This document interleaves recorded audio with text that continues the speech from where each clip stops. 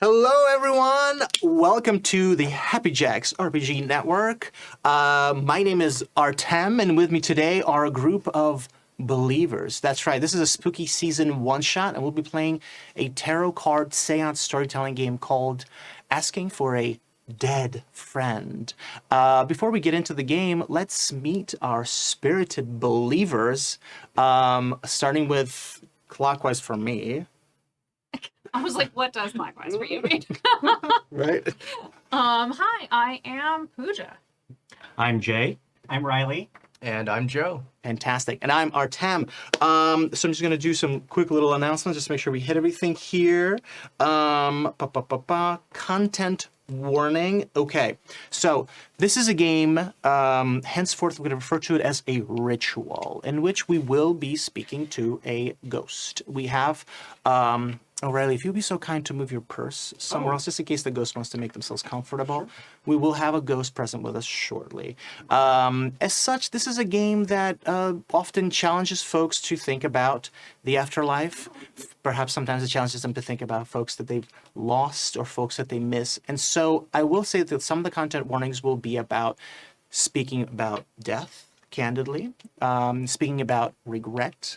And I think some of the more typical content warnings come from perhaps talking about things like family issues, relationship distress, etc. We're going to be using some safety tools such as the X card, which we have, there's a fun little button that we can press to sort of acknowledge it.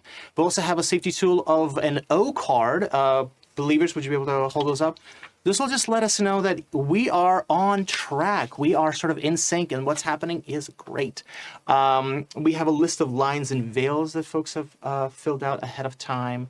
Yeah, I'm just thinking what else. We'll also have the open door policy. So if at any point this gets too much, or for any point anyone just needs to step away, take a breather, they are all free to do so, and you as listeners and viewers should feel free to do the same.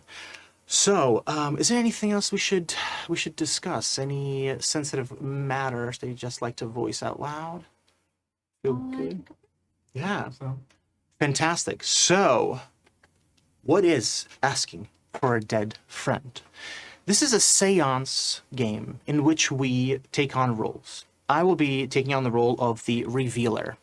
In the parlance of tarot, I will be reading the cards and offering their interpretations. Our cards today come from Lisa Searle with the Modern Witch Tarot deck.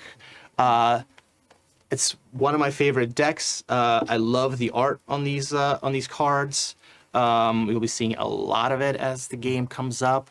There are iPads, there are iPhones. It is modern. It is very trans. It is very queer. It is a lovely, lovely modern witch tarot deck, and I'm excited about it. And if Lisa Sterl is watching, you've done an incredible job. I'm a huge fan. And I think by the end of this, we're all going to be huge, huge fans. In this game, we do a spread of cards. We're using what's called a 5-card spread with a shadow. In this spread, we will have a card that will tell us about the story of the ghost. It'll be the life of the ghost. We will then meet the ghost's friends and foes. We will then meet the story of the ghost's death. And then we will meet the story of why they are still around. Those are the 5 cards in the spread. Finally, what's called, typically is referred to in a tarot spread, the shadow card, sort of the id, the subconscious. The shadow card is going to be the secret. It is the secret that the ghost has withheld in their life, and it is something that they're finally able to share. And by the time we get to that, we'll be ready to give this ghost some parting words and offer them a eulogy. And the goal really of this process is to give a spirit the closure that they need to let them move on. So if anybody's feeling woo-woo vibes, that is absolutely correct. You are feeling the correct vibes. So let's talk about, real quick, the roles of the believers. So I'm the revealer. I'll be reading these cards. The believers. There'll be one believer whose job will be to ask questions. We'll call this believer the questioner. They will ask one sentence, yes or no questions. One believer will be, you guessed it, yes and no. They will will be answering the one sentence questions with a yes or a no. Then there will be a believer whose job will be to potentially, optionally, they don't have to, but to add a detail by prefacing it with the preposition and. And they were unhappy about this. And they were excited that this happened in such a way. Lastly, there will be a believer whose job will be to add details with the preposition but. But they didn't see it coming. But they thought it was going to be something different, etc. That way of phrasing. One sentence answers. With each card that we present in the spread, we will have exactly 1 minute to interact with the ghosts, to ask them questions. Now, viewers and listeners, this is in the parlance of the gaming world, a storytelling game. But in the parlance of the non-gaming world, this is a ritual. It's a seance. In the course of that minute, the path to the other side is open. We are speaking with the ghosts directly. And so the ghosts will be speaking directly through us. The believers will get ideas, instinctual, intuitive thoughts. They'll think that it's their imagination, but possibly that is the ghost speaking through them and marrying their ideas with their own. All right. That's a little bit about asking for a dead friend. Believers, any questions at this moment? Okay, fantastic. Well then, in that case, let's assign roles. With each card that's going to be shown, we're going to switch roles. So if anyone feels very, very, very bold to be the first questioner, I'll give them the card. But otherwise, I might do this just the old clockwise. Like the clockwise has been done. You're right. Should we do it counterclockwise? Sure. Well, let's Or act clockwise. all right, yeah, let's breaking all rules. We're going to start counterclockwise. Questions. The questioner, our first question will be Joe. All right. Thank you very much.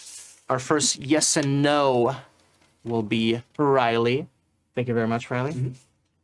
Our first and detail adder will be Jay.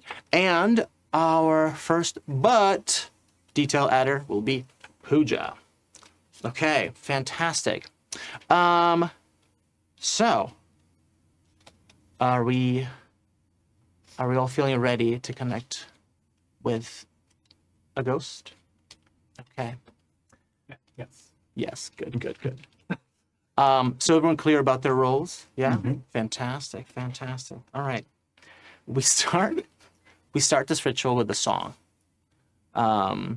During the song, we will, the song is kind of informs the spiritual realm. It's like, hey, we're ready to connect. So if you've got a ghost up there who wants to talk, by the end of the song, show up. And by the end of the song, ghost will show up.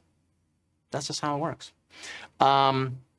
So if there isn't a song someone wants to pitch, I do have a song that can take us in. Sure. Yeah. Please. Okay. I feel like if I pick a song and we start singing a song, the ghost that might have come, I'm like, not good. Don't even do that.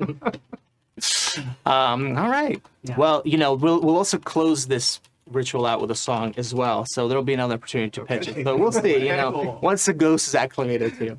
All right. I like this song. This song comes to us from Batya Levine. They are a trans activist from Philadelphia. These are the lyrics. Okay, so this is from Batya Levine. The lyrics are like this. Everybody repeat after me. May I be empty May I be empty and open and open to receive the light. to receive the light. May I be empty and open to receive. May I be empty and open to receive. May I be full May I be full and open. and open. May I be full and open to receive. May I be full and open to receive. Did I say that right? May I be empty. May I be empty to receive. Oh, to receive the light. Right. Okay. So it's empty and full I'll sing the melody, and once you feel like you can pick it up, just join in. Sounds good? Okay. All right. May I be empty and open to receive the light. May I be empty and open to receive. May I be full and open to receive the light. May I be full and open to receive. Empty. May I be empty and open to receive the light. May I be empty and open to receive. Full. May I be full and open to receive the light. May I be full and open to receive. Fantastic. The cards are out, and the ghost is here. I'm going to present the first card. This card is the life card. This is the story of my life from the ghost. I will offer you an interpretation of the card. I will reveal its meaning to you. You'll all ask any questions you want about the card itself. Hey, what's up with this color? Oh, what's up with this suit? What does this mean? Blah, blah, blah. Is this a happy card? Is this a sad card? You can ask any of those questions. Once we feel like we're like, okay, I got this. We're going to check in with each other, and I'll ask everyone, are you ready to connect? And everyone's going to say they're ready to connect when they're ready to connect. And then we'll set the timer. Once the timer starts, the questioner will ask a question. The answerer will answer it. The optional details will add details. And then we'll come back to the question. And we'll kind of move that loop over and over and see how many questions we can ask and answers get in a minute. Is that clear with everybody? Okay. So, been practicing getting really good at getting interpretations pretty quickly, so I'm just going to time myself. This is just for me. Okay, I'm a perfectionist. But I also do have this lovely little note guiding book, also from Lisa Sterl. Lisa Sterl, way to go. All right. First card is... This is the Six of Pentacles. I'll bring it a little bit closer to the camera. The Six of Pentacles. All right, I will pass this card around for everyone to take a look. I will refer to my notes very briefly, and we'll start talking about the Six of Pentacles. Do you want to describe aspects of the card for people who will be listening and not? Oh yeah. Yes, fantastic. Great idea. It's a modern woman holding. She has like a wrapped dress on, and she's holding two gifts in her hands. And there are two. Well, I shouldn't say them presenting people who are on their knees in front of this witch, and there are six pentacles, kind of like forming kind of an arch around the figure.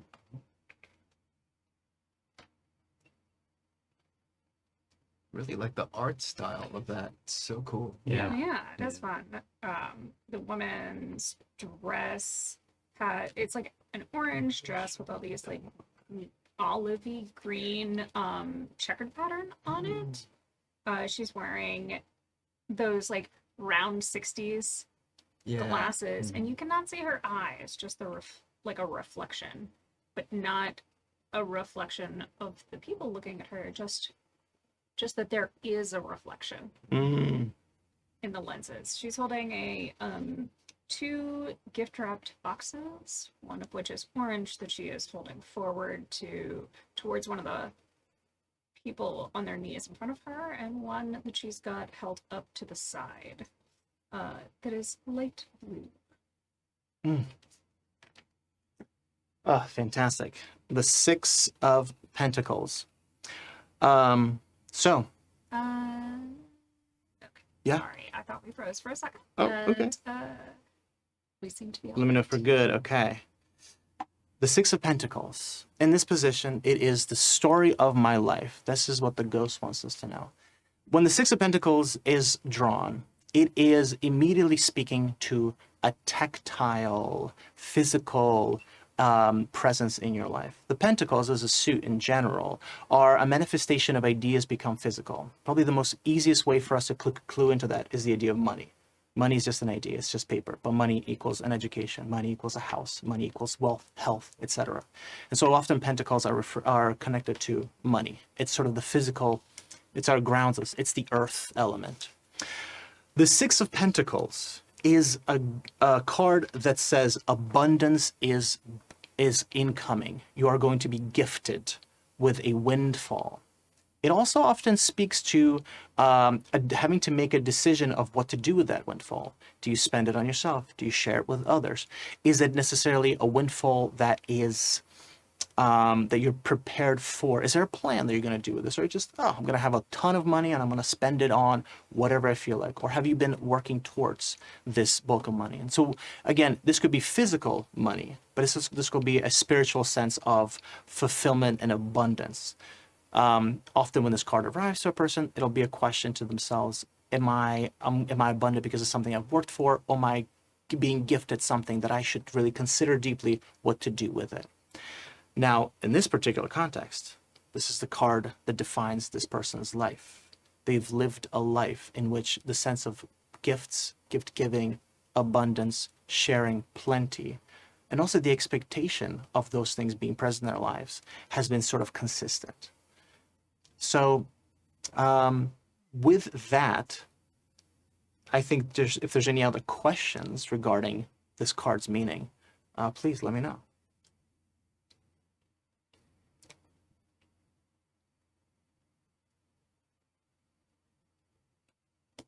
I think I'm good. Yeah, feeling good? Okay. This is the Six of Pentacles, and I'll just keep it aloft for those people who are able to see it, who would like to see it on camera. All right. Are we ready to connect with our ghost? Okay. First go around, I will just say, ooh, I will say the first go around, it could be a little bit challenging just to go, because it feels like you're kind of going from blank. You know, we've all been to a party or been stuck in a conversation or have just been in a circumstance where you have to break the ice.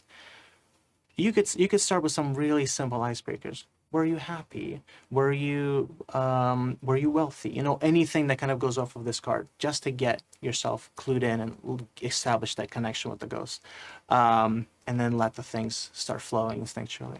Cool. All right. I will go around and ask. Pooja, are you ready to connect? I'm ready to connect. Jay, are you ready to connect? I'm ready to connect.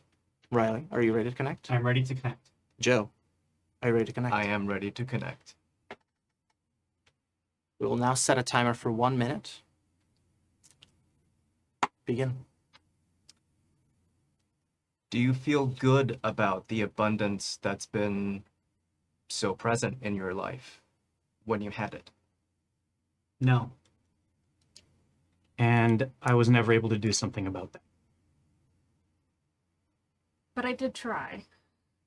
Just never felt like enough. Is there something specific you wish you could have done, but didn't? Yes. And I felt like that was always pulled away from me somehow. If you don't have anything to contribute, you could just say good, or you can knock on the table. Gotcha. Did you feel supported by the people around you? Yes. And I felt like I gave everything I could to those people as well. But it wasn't very many. Is there someone you wish you could have helped but couldn't? Yes.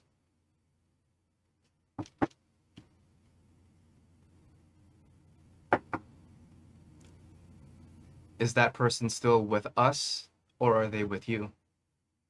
Oh, is that person still with us on this side? No. And I never got to resolve what I was hoping for with them.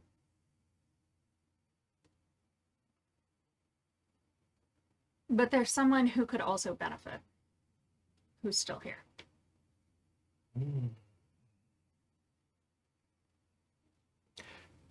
Do you believe they would be receptive to receiving help?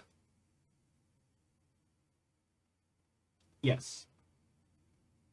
And I want them to receive that help.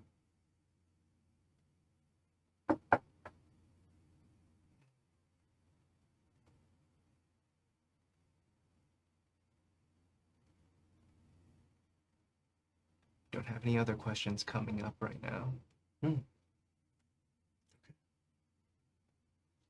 Everybody take a deep breath. And let's release this connection. Great job. Great job, everyone. Okay, we started it off. Okay, everyone, right now, grab some index cards, write down any notes. Just make sure we've got like all of this in our memory.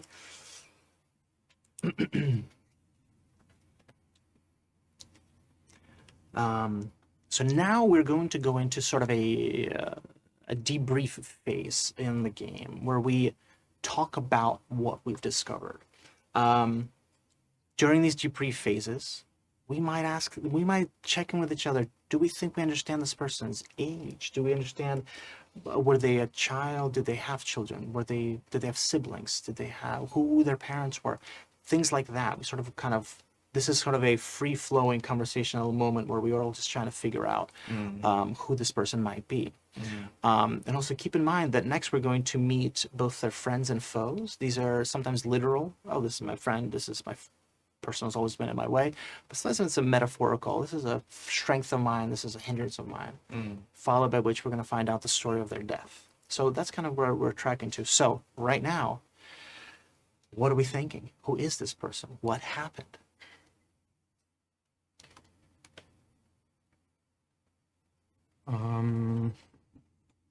Hard to say, but I am getting the impression that this happened quite some time ago. It's not something particularly immediate. Or they left us some time ago. Yeah. How's that tracking for others? Yeah, that makes sense. I can see that. Yeah. Like an older person versus a younger person. Or at least a lingering presence. Does it feel like you got a sense that maybe this person passed away when they were older, or that they've been around for a long time since they passed away, or both? Were they young? Definitely they've been around for a long Yeah. time since they passed away. I don't know if I have a sense of their age yet. Yeah. Feels like it's been some time since their passing in terms of our version of time, at least. Maybe they've been around. But yeah, I'm not getting a sense of like how old were they when they passed. Maybe we can Yeah. explore that. Or if they had family. This card also speaks to, like, you know, that term windfall, right? Yeah. Coming into plenty. What could that be symbolizing, and what are some thoughts that was bringing up? Windfall of what kind? If based on the first question, it feels like whatever it was, they didn't necessarily feel like they deserved it. Like there was maybe like a imposter syndrome or something of that vibe, or like luck involved, perhaps, as opposed to like earnings from like having worked for it. I don't know, or it could be an inheritance. It could be I kind of got the sense like inheritance Yeah. wise, because something that you don't feel good about getting, yeah. Right. and then you're trying to do good with, but it doesn't always work out. Yeah. Yeah. What are some things we might want to ask them about that? If they're kind of having some resentment about, or some baggage about. What is it like? You're sort of thinking of it as like that's something they didn't feel that they deserved. Yeah. I mean, did it come out of someone else's misfortune? It's like a big question Ooh, for that's- me. That's a huge one. Yeah. I think I might have to ask that one. It's my turn. I think I'm next to ask. Yeah. Anything at this point that's like in your front of your mind, you're like, I think this person was a middle school basketball coach. I just know they were a middle school basketball. Like anything kind of coming up as like the profession, or like a literal profession, or sort of a metaphorical profession, like they're a caretaker, or anything of that sort coming through. I got the sense that I couldn't say a profession of that sort, but I got the sense they were someone who maybe was like, the word patriarch is loaded, or matriarch, but like the idea of someone who seemed like they had a lot of people who depended on them, because that was something that came up pretty quickly, was like, I looked out for the people around me in a way that, so that I felt like they had some sort of like head of or like they were like the rock of a family, or that kind, or rock of a group of some sort, and that kind of the support person for Yeah, some yeah. I mean, I feel like collective. the thing that's come to mind first is like the head of a household, but the like with some lineage, but with Right. very few members left. Mm. Oh, interesting. Yeah, yeah, yeah. Can you speak a little bit more on that? That it's like, okay, there's this money that's come down through the generations. Don't feel good about it because of where it came from. Yeah. Yeah. That, and it isn't earned. It's just like the system reinforcing itself. Huh. And then trying to set up a legacy, trying to help people. But maybe being stymied by someone in the family, maybe not. Maybe it's just that they didn't, that the things that they set up didn't go as they had hoped they went. But that, you know how it happens sometimes. Like you get a family line and like people start having fewer kids or something bad happens, like follow misfortune. And then like the next thing you know, there's like not a lot of people left in your family. Right, the family branch just withers off. Right. Interesting. There's a lot of it seems like if I'm just sort of, and again, I'm just sort of helping facilitate at this point. You all are really doing the work of connecting with this ghost and speaking through them, or them speaking through you. But it feels like this money question or wealth, this abundance, seems to have a bit of like baggage, just in general. Whether, and it seems like maybe you're kind of seem to be all sort of hitting on this idea that there is wealth, and the wealth itself maybe came from a place that we're not really sure that we feel particularly positive things about currently. Is that kind of, does that seem to be kind of lining up for everyone? Because Yeah. is that digging into something? Yeah. Yeah. Yeah. Like an uncomfortable legacy. Like, what do you do with it? Because you can't undo what was done, Mm-hmm. but it's still yours. Yeah. Yeah. Carries on in your blood. What do you do with that? And there was this element of there was someone they wanted to help but weren't able to, and that person has passed on. And I don't know if that was before this ghost passed on or since then, like was never able to do anything about it. But then there's somebody else.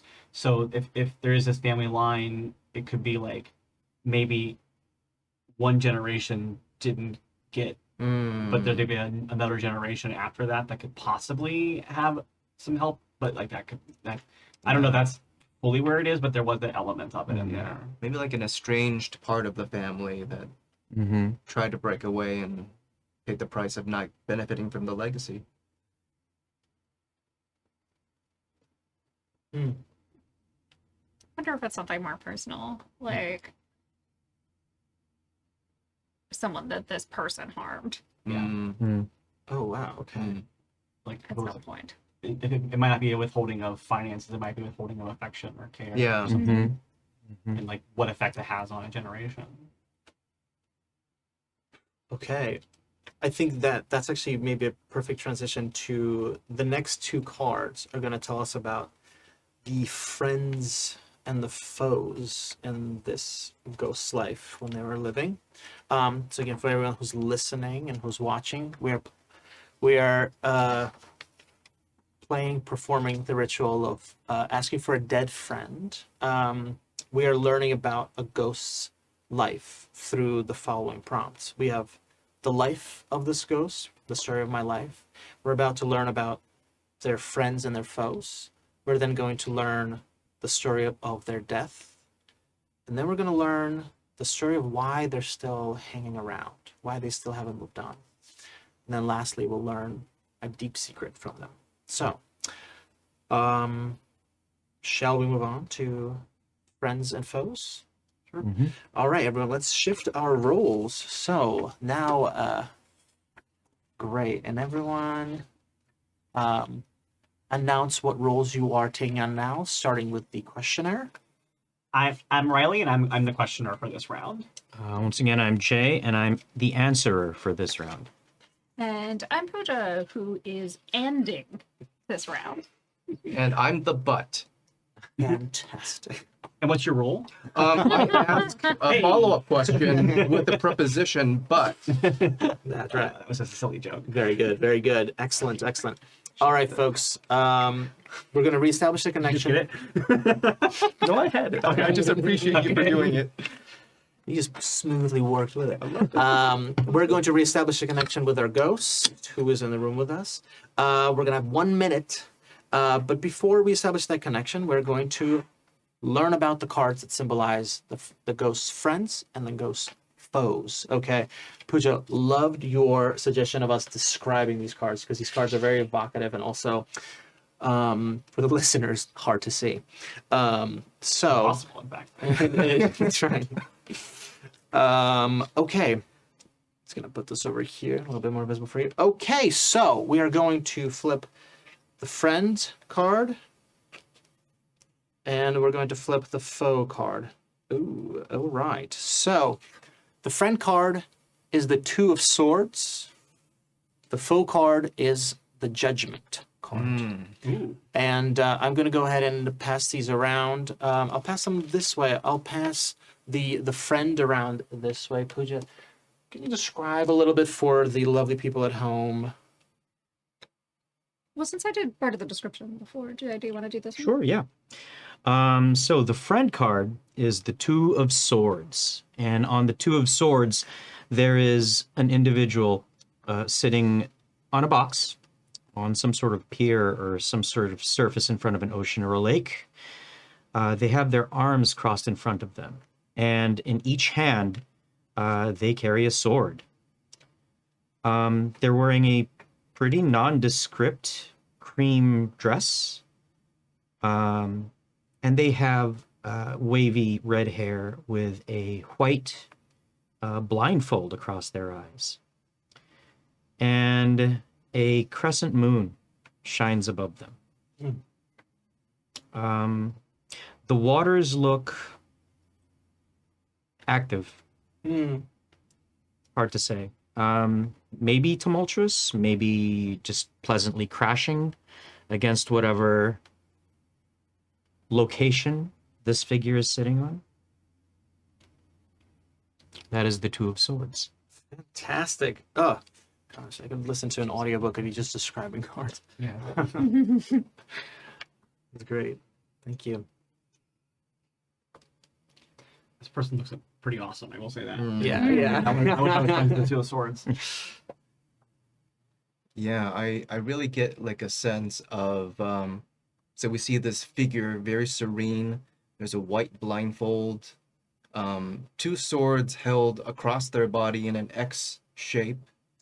And what's really striking to me is they're sitting in front of what looks like what Jade described, like kind of an active body of water, which to me feels like emotion, but this person is very stoic, very calm, very serene, in fact blinded, as if they're not going to be ruled by the tides. They're going to be ruled by reason, justice, as represented by the way they carry their swords. That's just what comes up for me. It also seems like, because they're not, the box that they're on isn't on a beach. It looks like it's on like, I don't know if it'd be a boardwalk or something, but it looks almost like a very, road yeah, by the water. man-made. Yeah. Oh yeah. And the dress, like Jay said, is pretty nondescript, except for the shoulders are like a very like mesh kind of like there's like that one distinct pattern to it, and also the shoes similar, like these nice like strappy, almost like T-strap, almost like I can't tell if they're heels or just sandals, but it's like so most of it's very nondescript and kind of blasé, and then you have these two very striking elements of style. Cool. Excellent. Excellent. Let's bring the viewers and the listeners rather into the world of the Judgment card, which is the foe card here. Here it is for the viewers. Anyone want to take a first go around at describing this card? Thank you, Riley. Sure. The Judgment.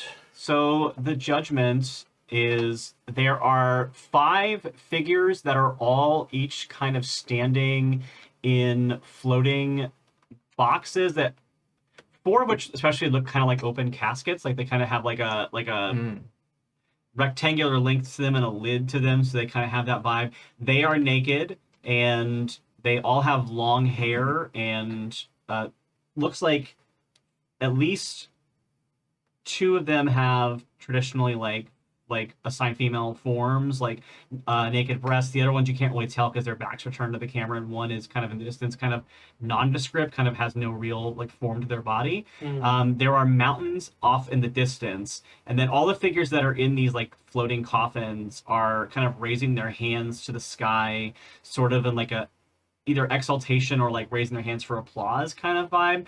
And there are clouds in the sky above them, and in the clouds there is a figure that has it's a human looking figure but with red resplendent like angelic wings, but bright red, and black wavy hair, and sort of a toga like garment hanging down across the over one shoulder and down across, and then wrapped around the other shoulder is the rest of this garment that almost looks like the red like England flag, like the red cross. Right, like banner. the Jack, yeah. Yeah, like the not the like the full on Union Jack, but like the original like the Crusader almost. Yes, one. yes, like a and- red on white cross. Yeah. Yeah, and kind of a bit of like a stoic or even maybe a bit of an ennui face to the figure in the clouds. And yeah, like I said, the waters look a little bit more still than the waters from the previous cards we talked about, but still there. Like there are obviously signs of like waves and such. And yeah, it's very kind of nondescript, like creamy colored mountains in the background. I don't know if anyone wants to add more to that. I did.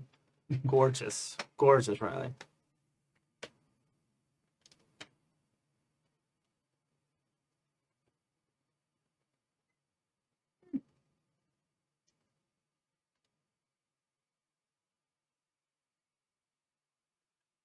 That's like all these people are floating in these like open boxes. Yeah. And I think one of the things that's like, I guess it could look like a casket, but none of them have those kinds of specific details that Yeah. you would expect from a casket. Yeah, I might have been editorializing that. No, I mean, it's the first thing I think of too, but Symbology's it's like, definitely there. Yeah, Yeah. But they it's- don't have like that pointed top or the like curve that you would see. yeah, or like, you know how when you look like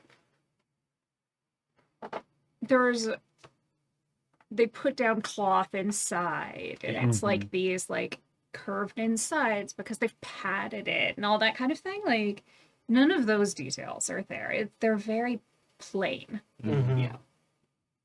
I mean, if they are coffins, they're very old-fashioned. Yeah. It's just like a literal pine box. They could even just be like, crates or pine boxes. Yeah. Maybe Yeah. shipping crates. And it's what was the name of the card again? This is the Judgment card. It's just called Judgment.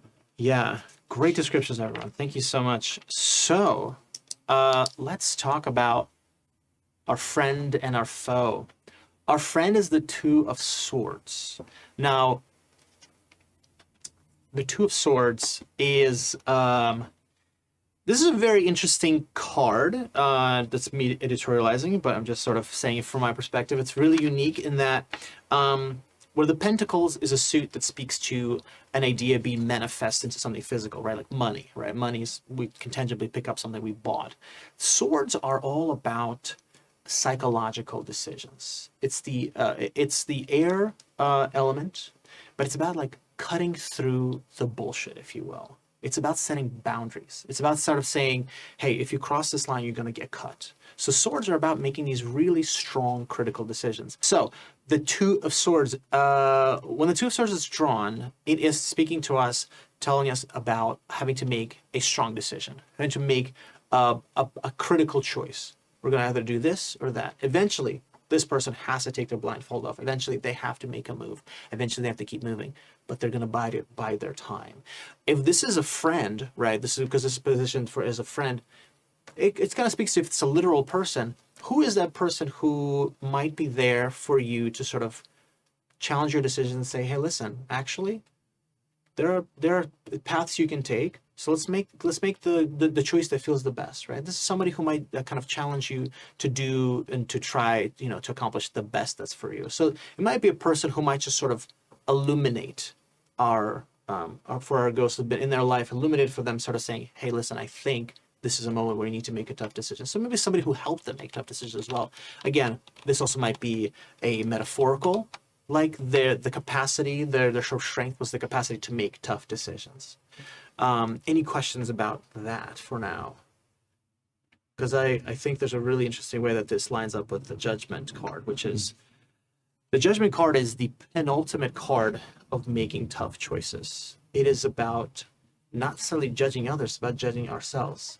So when this card is drawn, it is asking the receiver to think about where they need to make big changes in their life. Now, it's actually kind of really significant that a lot of us sort of respond to this card and thinking that the people in the water are coming out of coffins, because that is one of these sort of old ways of interpreting this card, is that these are souls that are waiting the final judgment to pass on to the next place. And this card sort of asks, when it's drawn, it sort of asks you to commit yourself to making a decision so that you can move on to the next part of your life. This card is in the faux position. So this person, if this is a person who is challenging our ghost, who challenging them in their life to make tough decisions, that might speak to the fact that the ghost was perhaps reluctant to make these tough decisions. Now we have somebody who supported them, who seemed to be willing to help them with tough decisions. But we also have somebody who's in their way, who's maybe saying, you're not being tough enough on yourself. You're not making more critical decisions. I don't want to project too much, but there's something that these cards kind of work in concert, the Two of Swords and the Judgment. They're also linked by an elemental presence here. They're both near a body of water. So there's something interesting about that. In any case, it's not necessarily that there's a water motif to the ghost story, but it is sort of saying, hey, these two might be connected. They happen to be united by some kind of a theme. So that's the Judgment. That's the Two of Swords. Questions about these two cards? It's also worth noting that the friend card is distinctly at night, whereas the foe card does feel like it's a daytime motif. So there is kind of a dichotomy of the two times of the day there. Good eye. It just occurred to me that boxes are both involved. Boxes? Mm-hmm. Yes. What is this crate, right? Mm-hmm. Oh, great, IJ. Yeah. So for those who are listening, the Two of Swords is seated on a box. We're not sure of its full shape. And the Judgment card shows folks coming out of boxes, perhaps coffins, reaching to the heavens, for lack of a better term. Any other questions? There's a lot of red and white in both too, because the red hair and the white dress on the Two of Swords, and the red wings with the white on the clothing for the Judgment, but overall mostly white. Yeah. There's like a purity and blood or element there or not. But Yeah.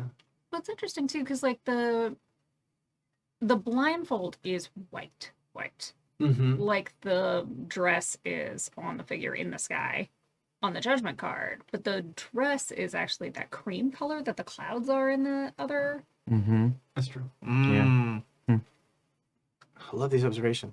Right on. I mean, white is like a traditional sort of idea of like a clear canvas. It's sort of like that sort of idea of purity. This is sort of the beginning color. The red is like a color of vitality, obviously connected to blood. With the Judgment, a lot of folks do obviously use a symbology, and when tarot was around, a lot of religions were sort of kind of becoming popular, if you will. With obviously the cross really leaning towards Christianity, there's a way to look at it as an X, as sort of an X on a map. It is sort of asking us to focus on a particular issue, I guess. Issue judgment, Okay, cool. What do we think?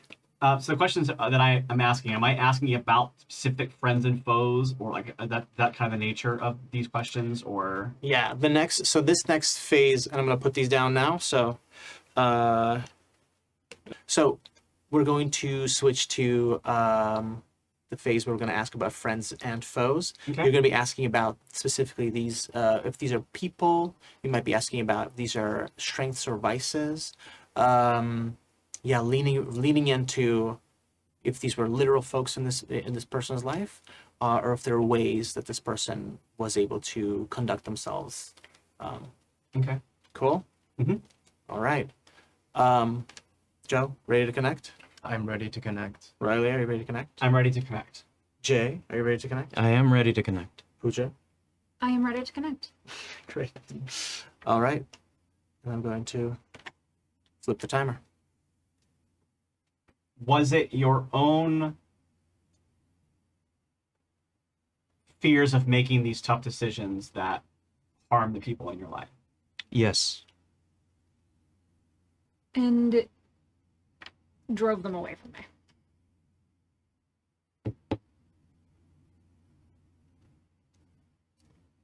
Were you able to realize this issue while you were still alive? No. And it undermined my legacy. But someone else can correct it.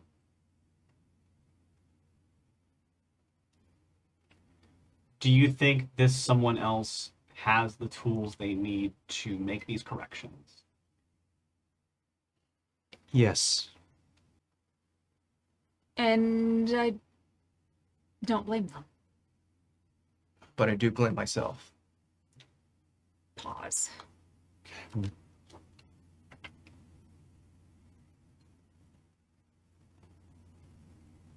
Okay. Thank you, Pooja. Can you just say that one more time, Joe? But I do blame myself. Do you think you know how to get them to do it? No.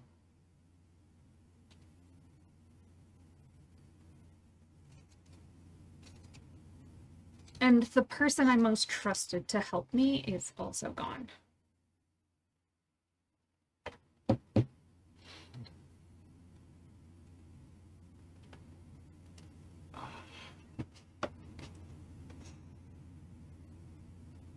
Is there anyone else that you think you could rely on for this? Yes. And they've started the work.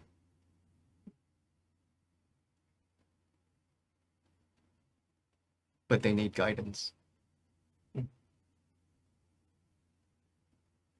Is there a force that is actively working against this? Yes. And I don't know that there ever won't be. Okay, and that's time. Time. Okay, everyone take a deep breath. Whew. I want to just give a round of applause to our producer, Pooja. Thank you for handling the tech issues. Stop receiving me. I don't appreciate it. Okay, everybody, take a moment to write things down. We have a little sparks to start, so let's make sure we keep everything kind of vital and close in our I feel a minds. little bit lost myself. Those are my questions.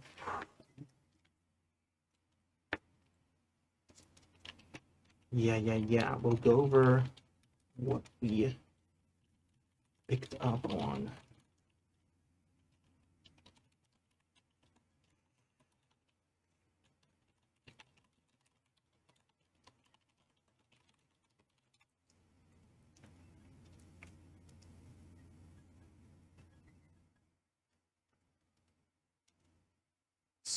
So, I believe I heard several times discussion of work that has to be done. What is this work? Who's helping with it? Who's not around to help with it?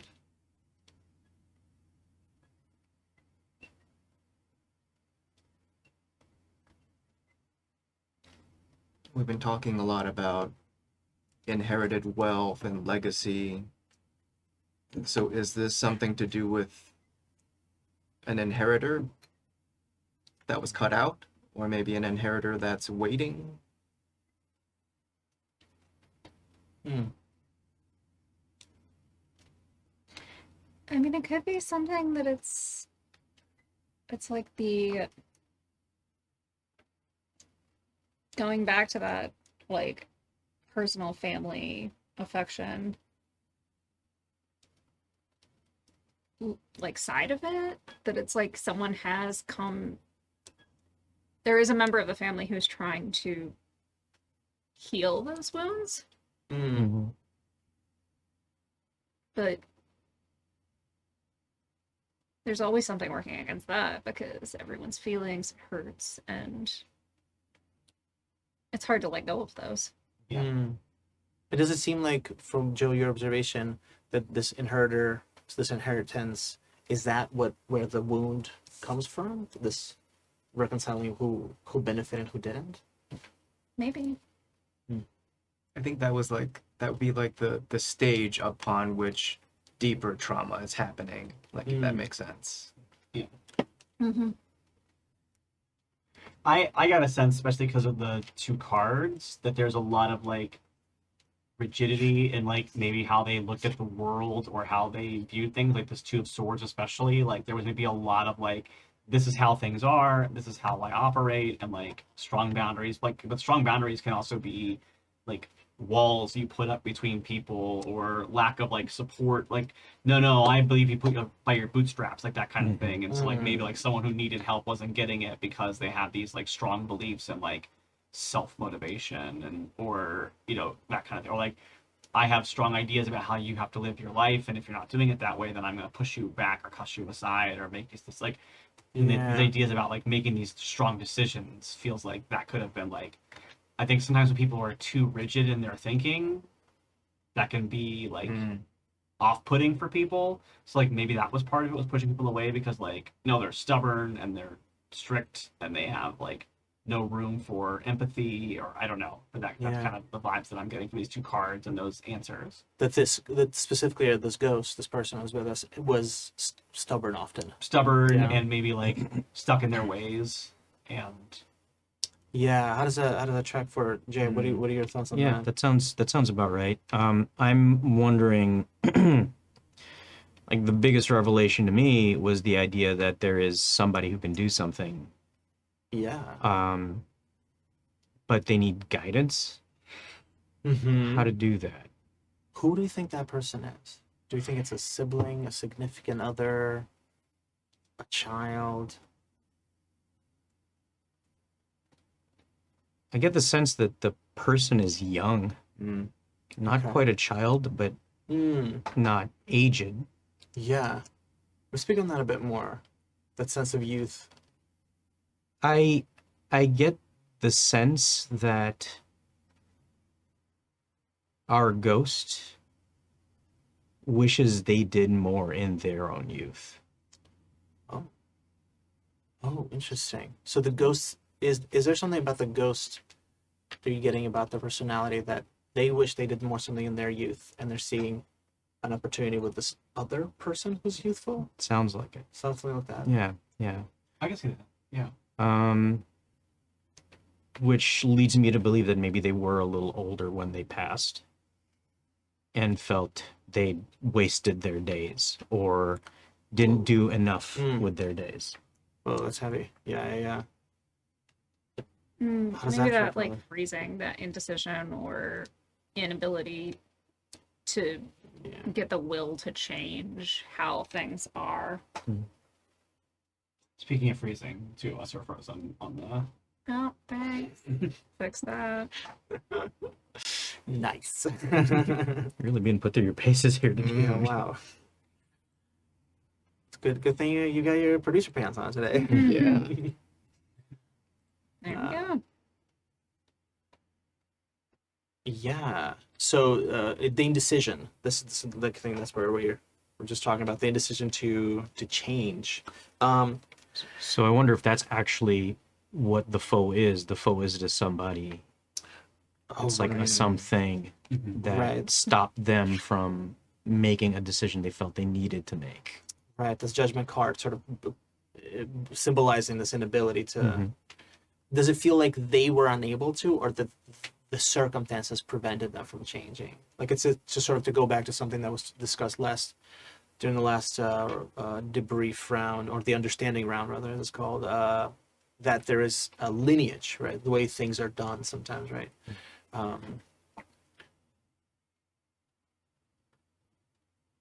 does it feel like they didn't have the resources to change, or there was someone specifically in the way? To me, it Something? feels like they were in the way. Like it feels Mm. like their rigidity and like maybe I mean like might not be them as an individual, but like this is how our family does things, Mhm. and that's like there's no like it's like you're a this and this is what you do, and like Yeah. we have a image to Right. protect. Or, Yeah. It feels more internal, right? Yeah. Mm. Yeah. Yeah, than It's like- external. In a way, that self judgment was their own. Mm. Like the feeling that they needed to keep up the appearance or the Yeah. state of, rather than moving forward with, or listening to that voice inside of them that wasn't happy or wasn't, that felt like the way that they were doing things was wrong. Yeah. Mhm.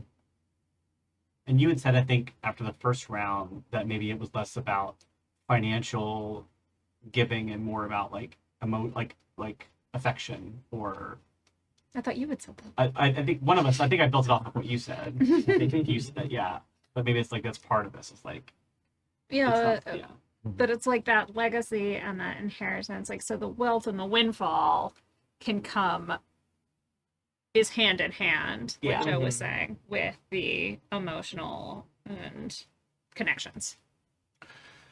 Yeah, I mean that's interesting. Both of you just touched on, and going back to what Joe you said earlier, like the inheritance of a lack of some kind of emotional, I mean, generational trauma is like a very yeah.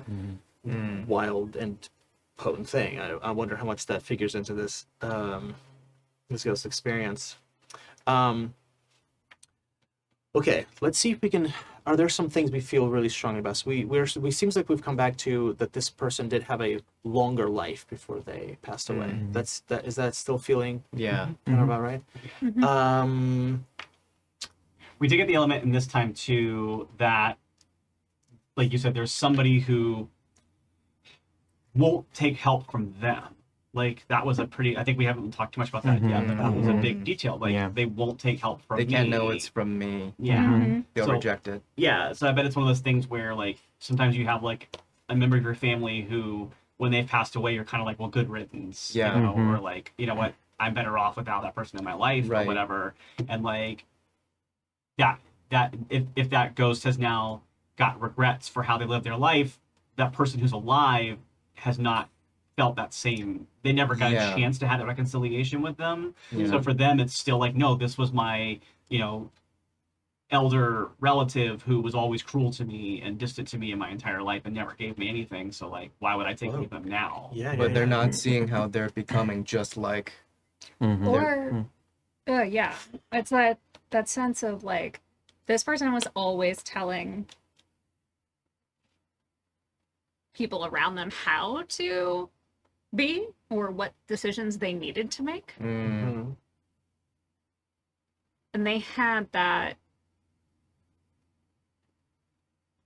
had that friend who was like, wait, what if we do things a different way? What if we looked at this for a while instead of always having to go Right, Yeah. right. Yeah. What if you break this cycle? Mhm. and then yeah, so then if you have like a person who has always been told where every decision that they need to make what the right answer is, Yeah. that even if it wasn't explicitly abusive or whatever, it would be like, well, now this is just another thing of them trying to like Oh, yeah. put their thumb on the scales. Mm. Yeah, that makes sense. Oof. Okay. Whoa. This is all right. Getting kind of deep here, folks. Do we get a sense? Then we're just gonna ask a couple of questions here. Do we get a sense that this person was happy? I know it's a very pointed question, but No, No. I get the sense that they were actually quite unhappy. Yeah. Mm. yeah, Bitterness. yeah. Mhm. There's a lot that it seems left behind. That Mhm. is- I feel like they also weren't allowed to be vulnerable. Like they weren't allowed to be seen having like regret because they're the figurehead. Like you don't do that. Mhm. You're the rock here. Like you don't show that you're remorseful about your decisions. you make the decisions and you stick to it, Mm. you're that Yeah. that kind of font of stoicism. Yeah. Oh, okay. Um. Well, I'm going to ask a pointed question, and there's some ways to sort of think about it, and because we're approaching the card, which is the story of my death, right? This is the ghost sharing how they died, the story surrounding it. Sometimes the card is really, really pointed, like this is the moment, this is what happened. Sometimes it's sort of like this is the year around when it happened. Sometimes it's a little bit more like, and this is the conclusion of my tale. There's different ways that this card presents itself. As we approach this card, without really thinking of it one way or another, but do any of you feel like you have a sense whether their passing was natural or was unnatural? So if it's unnatural, it doesn't mean necessarily that they were murdered, but that there might have been an accident, that there might have been something that could have been prevented, something that happened untimely. Sometimes unnatural can also suggest that there was an illness or some physical, right? But that also could be perceived as a natural course of events, right? So somebody expired because of their physical capacities. What do we think? I do get a sense of an unexpected or sudden death. Okay. I don't know if that means natural or unnatural in the cause, but I don't feel like it's somebody who like saw their life winding down and had the opportunity to like make amends for things. I think it was someone who like maybe thought they had a little bit more time and then suddenly didn't, and that is kind of where maybe things were left unsaid. Yeah, interesting. It kind of feels like an unfair passing, you know. What are other folks' theories? Natural or unnatural? I mean, I don't have a strong sense of natural or unnatural, but I feel like the suddenness makes sense. Yeah. There's certainly the sense of a life not completely lived. Mm-hmm. Or like that sense of like, I've got time, Mm-hmm. and then suddenly not having time. That doesn't seem to fit with like a gradual decrease in health. Yeah, we do feel it. So we're kind of feeling that there's some sudden stop. Mm-hmm. What do you feel like, Joe? Does that track for you? as well? Yeah, I for some reason I keep getting kind of like an image of our spirit maybe had some kind of illness that they might have known had they asked for help. Had they gotten, past their ego and admitted they needed some treatment, or that they were in fact vulnerable, that they weren't in fact the unbreakable rock. Interesting. So sudden, but not necessarily unexpected. Right? Maybe like I don't think our spirit told anyone, and that gives us that sense of, wow, this was sudden for everyone else. Oh, interesting. Okay. What do we think? There's something there? Yeah.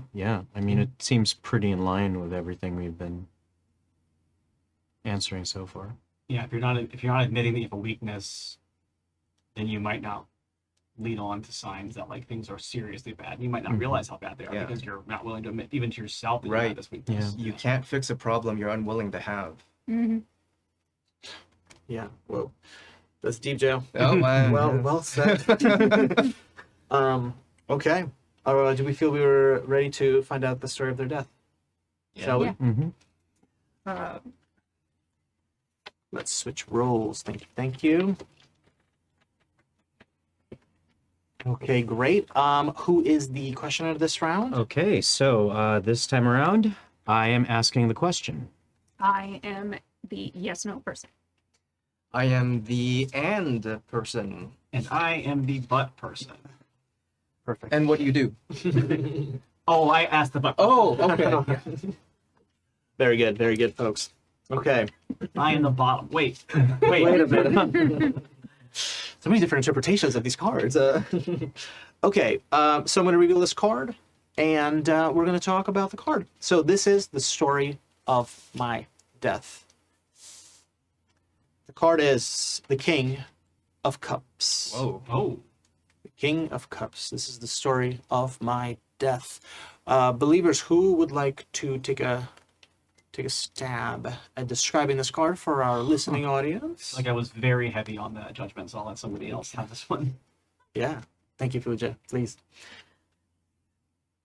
The King of Cups is a thin, young-looking person, young-looking black person in a suit on a shape that evokes a throne, but the back of it is a large aqua shell, and the arms are two ionic pillars. They're sitting kind of crossways, a little bit like I would describe my own lean, holding a pink goblet-shaped cup. There's a crown on top of their head and they're wearing these angular shaped glasses with yellow lenses. Their shirt is also the same yellow as the crown, and there are two chains attached to either side of the lapels that drape down their front just a little bit ways. They're wearing the pants on the suit are skinny pants, and they're wearing sneakers in the same aqua tones, but a little bit darker. In fact, it seems like the color matches the tumultuous waves that this throne sits upon. On the left side of the throne, a little blue fish arcs up out of the water towards the person sitting. So. Awesome. They're looking out kind of into the distance.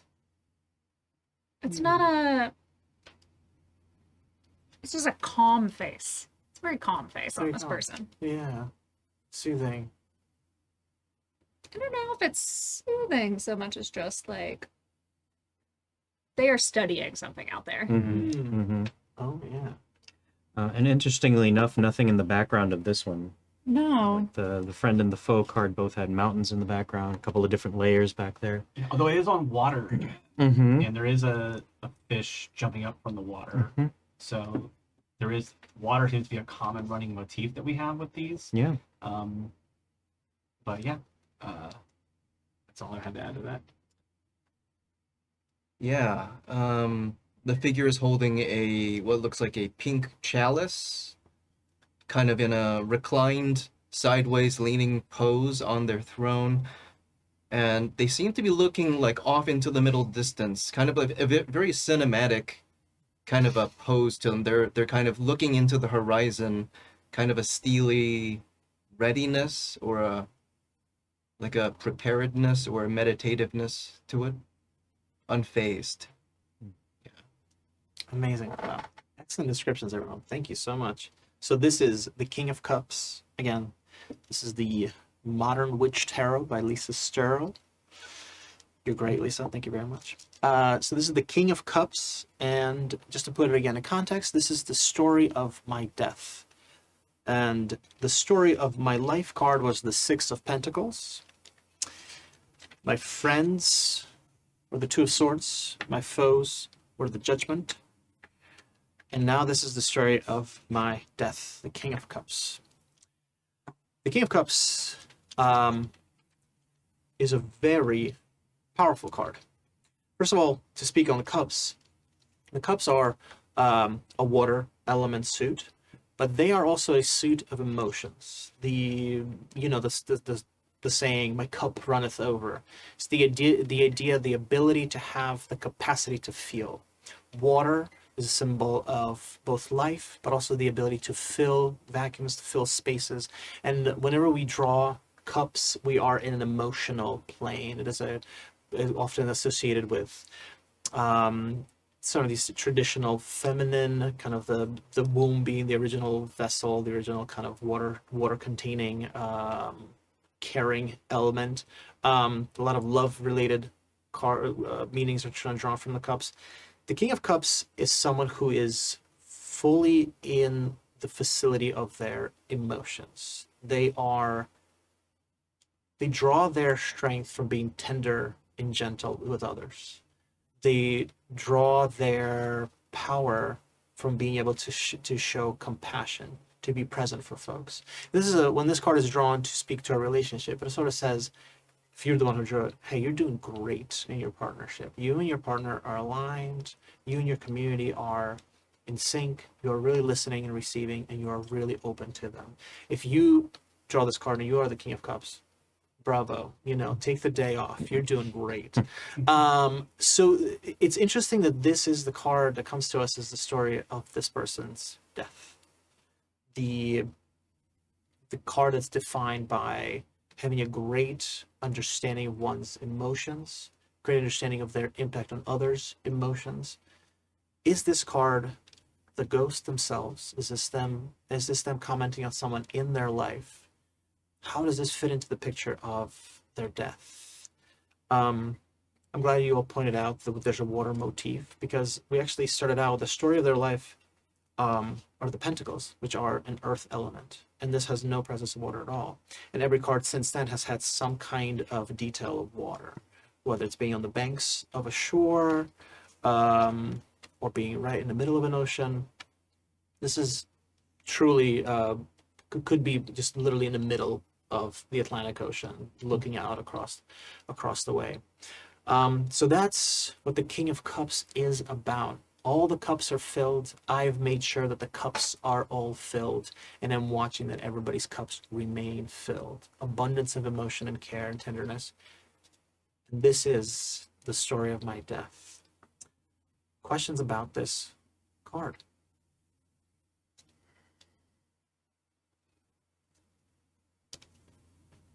I don't think so. All right. Okay. All right, in that case,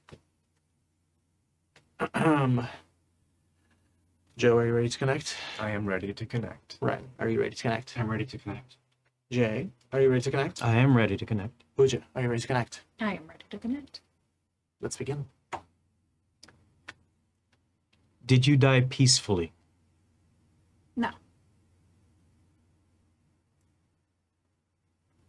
And I should have.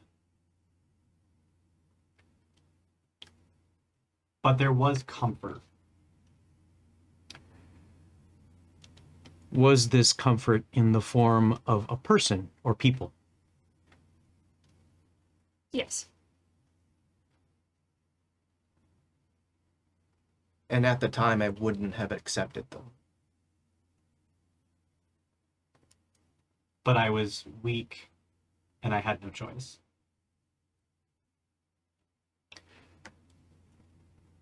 Was this person physically beside you when you died? Yes.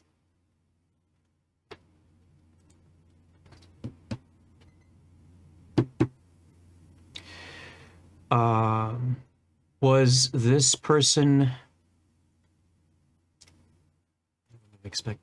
was this person family? No.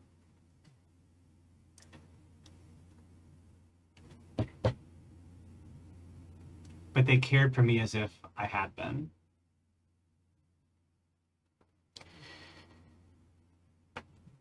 Do you feel like you took care of this person as they took care of you? No. And I should have.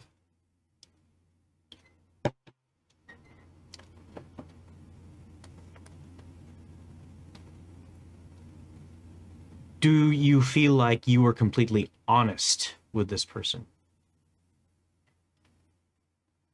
No. And I should have been. But I was scared.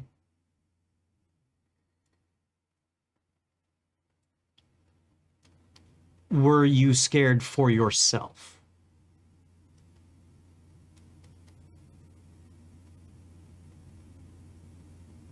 Yes and no.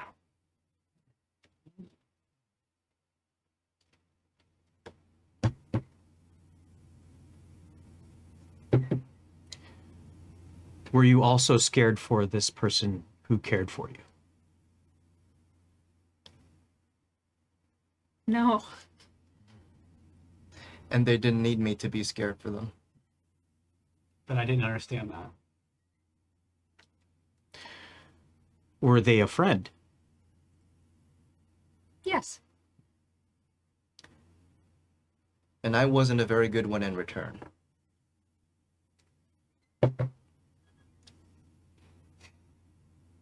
I think that's time. Oh, wow. Okay. Whew. Whoa.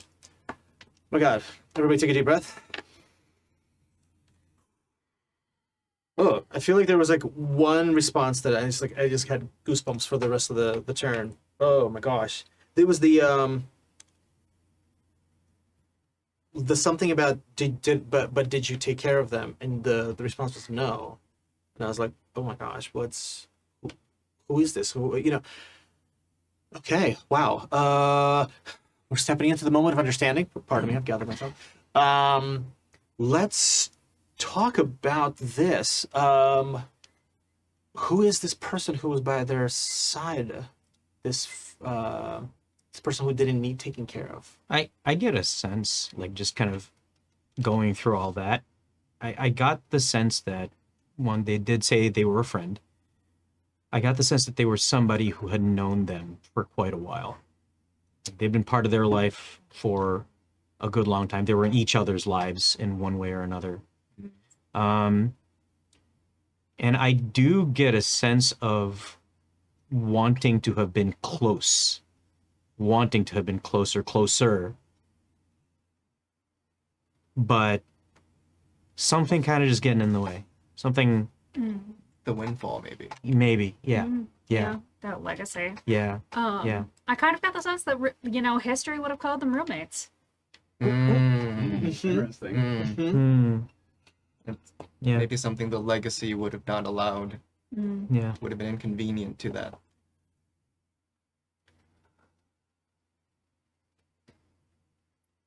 I think that has something to do with the person they're trying to course correct.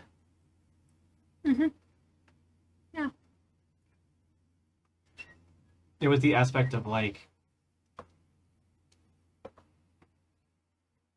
being surprised by the kindness of the person at the end, and I wonder if that was like I was bad to them. I did not let their affection in, and yet even when I was at my weakest, they still cared for me. Like that struck out to me a little bit. Like maybe being like despite everything I did to this person still cares about me and wants to make sure that I'm okay at the end, which I think is like would definitely be a thing to hit me if it was in my situation. So like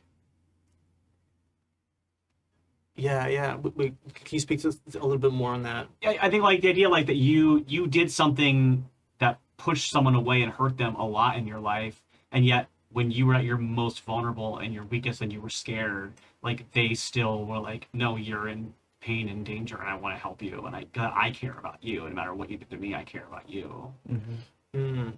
I think it's like if we're going off of this Yeah. idea of this being like someone they had a forbidden love with, whatever, like this person still loved this person even if they never let them in ever. That's really interesting to me. There's something that you mentioned about course correction earlier. Can you speak on that a little bit more? Yeah. The idea that there is someone that this ghost is trying to or wants to do something for. They have the tools, but they need the guidance. And I feel like what the questions we answered here are leading towards that. Yeah. And I think our friend is trying to make an effort. Yeah. And with this to use the parlance, this inconvenient roommate, are they a way to course correct this individual to help to impart something?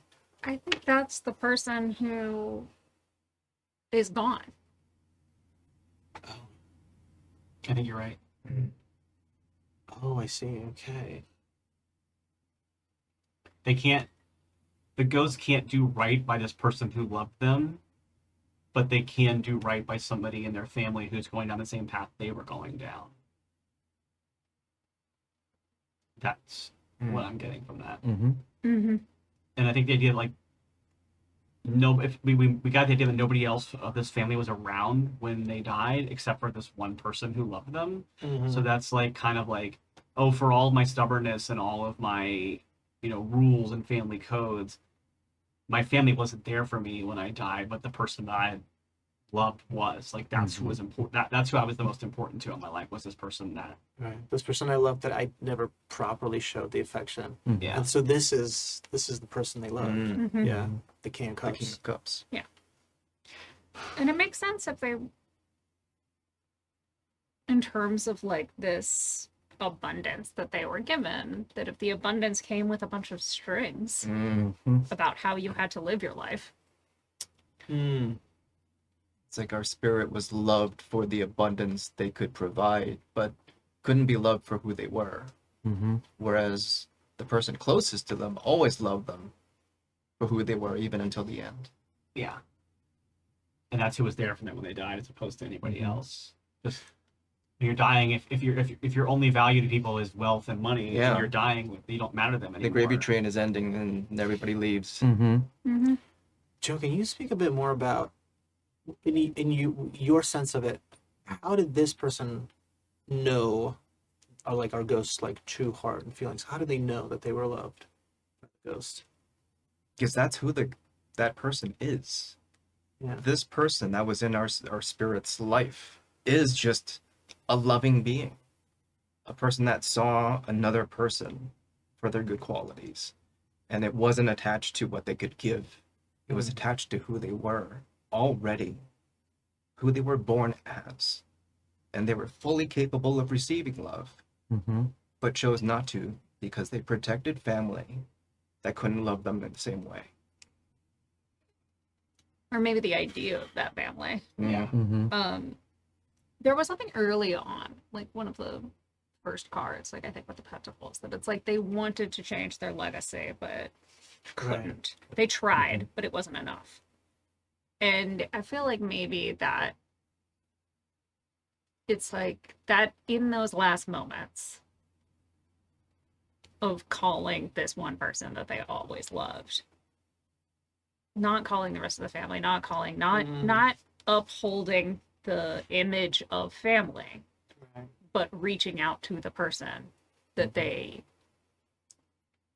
had always like been too afraid or held themselves back from fully committing to before. That like it was a step. It wasn't enough, Mm-hmm. but it was a step. Mm-hmm. I also found it interesting that the ghost was afraid for themselves, but not for the person who was there with them at the end. Yeah. Yeah, I agree. There's like a kind of like they had a lot of confidence in this person. Yeah, yeah. And I think that harkens back to the idea of how did they know that they were loved in the end? Is because they had the confidence at least to feel that way about the other person. Mm-hmm.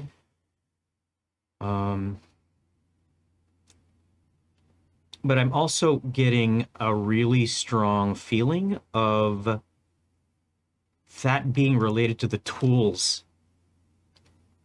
The person who is still with us that they can do something about. They have the tools, and I feel that is related somehow. Mm-hmm. I don't know. I can't quite tell how. Yeah, well, and that's kind of bodes well for our process because I think ahead we have the reason I'm still around, and that could kind of give us a little bit of. Sorry, I feel like every time I play this game, I get really sad. It's not, Yeah, not- get deep. yeah, it's not. I hope I'm not projecting that. It's No, just, no. It just always kind of gets. Well, It's I a mean- sad game. We're Yeah, talking to same. a spirit that has like a reason why they're still around. Yeah. Yeah. A lot of people who are like, my life was great, and I'm just kicking around, and I'm here to still party some longer. Like, Here to watch more TV. Yeah. You know, a lot of great. Yeah, great I can't pass you on know, until I get to the end of House of the Like- Dragon. Like, it's not like, Well, I'm gonna do another rewatch of Supernatural. Yeah. I'm gonna Like- call it a day. Call Like, it a Rings life. of have you seen Rings of Power? Like, I can't miss this shit. No, I don't. I don't think that there's a lot of like. there's a new phase. Can you imagine? My greatest regrets. I didn't stick around for Rings of Power season 2. Oh, Wow. So, let's gosh, I'm trying to think of some ways to recap it, but before I do that, other things that you'd like to contribute, because we were just really in this nice little There was the moment bubbling earlier. cauldron. Sorry. No, I just wanted to say we're in a bubbling cauldron. Please go ahead. Yeah.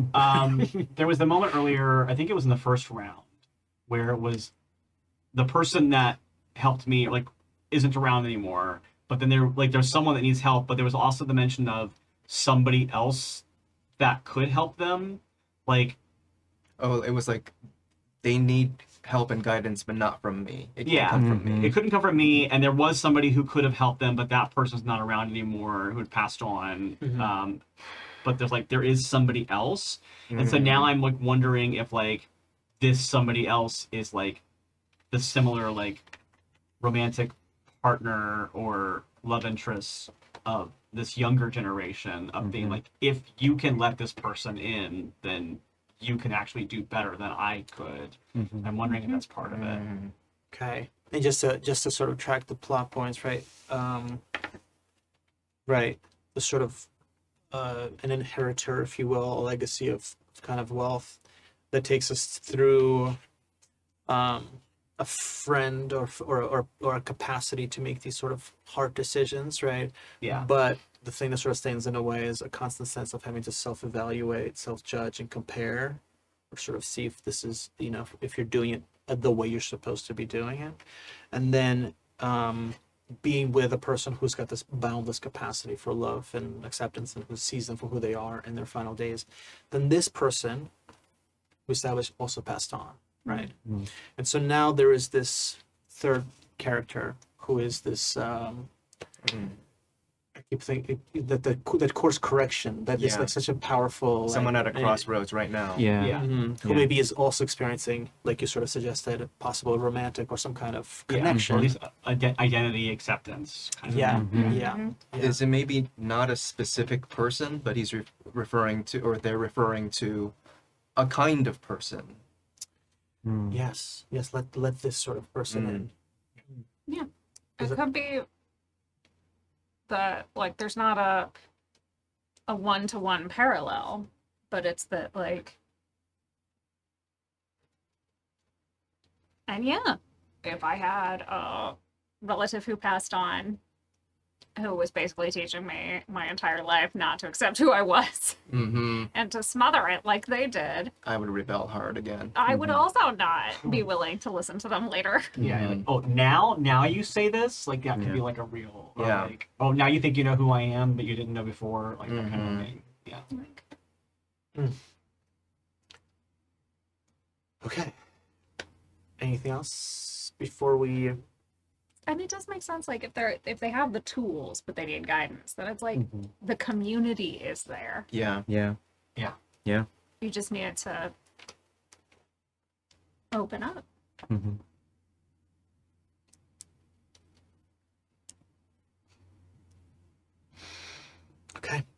Okay. Let's find out why they're still around. Okay. Ready for that? Let's do it. Okay. So again, for those viewing, listening at home, This We- is the one where we don't do the things, right? no, we still do this one for the why they're still around. The one that we hold off is the eulogy. eulogy, the secret. Yeah. So we still can ask a lot of questions about why they're still around. So just to recap, the Six of Pentacles is the story of my life. The Two of Swords are are my friends. The Judgment are my foes. The King of Cups is the story of my death. And we are now at the why. The why I'm still around. The why I'm in this room today to talk to you. I'm going to reveal this card. I'm going to talk about its interpretation. And then we are going to move into the communing phase where we have a minute. Just to recap for everybody listening and watching. Before then, let's just go around the roles. So who's questioning? I am questioning. Fantastic. I am the yes/no person. I am the and person. And it's my turn to be the butt. But what do you? Okay, we got it. We got it. Excellent. Excellent. Fantastic. Perpetual state of being, actually. Okay. This is why I'm still around. The card is the High Priestess. Does anyone feel excited, inspired to describe this for our Very much so. Yeah, go Please for it. describe this Jumps to out to our me quite a bit. listening audience? This is a female presenting person, woman in a really gorgeous, like long, kind of like it's like a coat. It's the kind. It's like buttons up to like just below the clavicle, like very fitted, but then has like wing like capelets on the arms that go down like very low. Wearing like thigh-high black boots that have very sharp stiletto style heels to them, sitting down on what I think might be like a light blue like block with a laptop on her lap. She's a woman of color, I think like black woman, kind of like black, kind of wavier or like curled up, not fully curled, but like flipped curls sort of hair, wearing a like a fascinator or like not quite a bond, like a headband that kind of goes down the sides of her head and then kind of comes together into a big circle at the top with little wings off to the side, and is framed between two pillars. On the left side, there's a black pillar.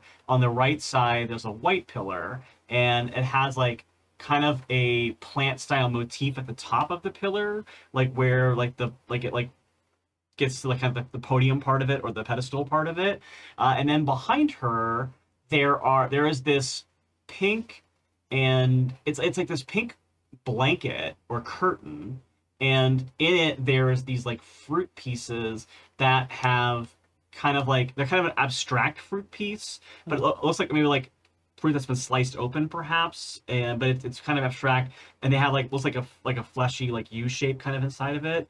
It makes me think of pomegranate. A little bit, yeah. It has a very pomegranate vibe, and then there's kind of these blue, almost like leafy tops, but it's like not quite. It's not like drawn as it's like almost like a blue, like color saturation behind on the pink, and she's looking directly outward at the card, like kind of just like a very like determined face.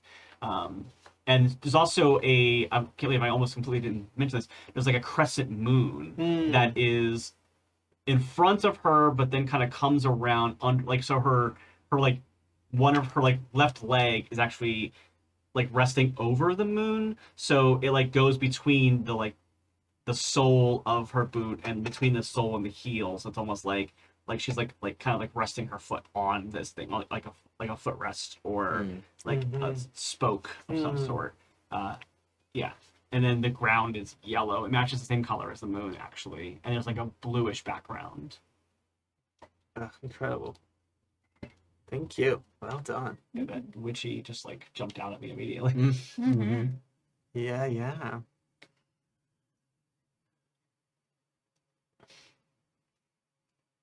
Once again, this is the Modern Witch Tarot deck by Lisa Sterl. Lisa, Great deck. great job. I like how she, like, Lisa Sterl on this deck seems to have like taken the art style of like your very like typical like writer tarot deck, Yes, but then that's right. modernized like so like it feels very much like the same as that kind of style of art, but with modern elements, but it doesn't feel shoehorned in. Like everything works well. With it. Right. Like Yeah. it all feels natural and organic. I as think in part of It it. really works. Yeah, I think the traditional Rider-Waite Yeah. deck, the laptop would be like a Yeah. mark. But Yeah. it's art something like style. that. I mean. Yeah. Exactly. Yeah. yeah. The positioning. I mean. Yeah. Yeah. The symbology is all there. Yeah. The yeah. depth of the characters, it's very similar. Like the people look the same, and yeah. Yeah, I'm just really stunned by the quality. I'm just a big fan of Lisa. Well, the High Priestess, folks. So, this is again, right, to give us context. This is the reason why I'm still around. The High Priestess is, it's almost a it's almost a disservice to say it's a powerful card. It's an immense card. When you draw this card, it is asking you to take a moment to pause. It's asking you to recognize that it's time to reflect.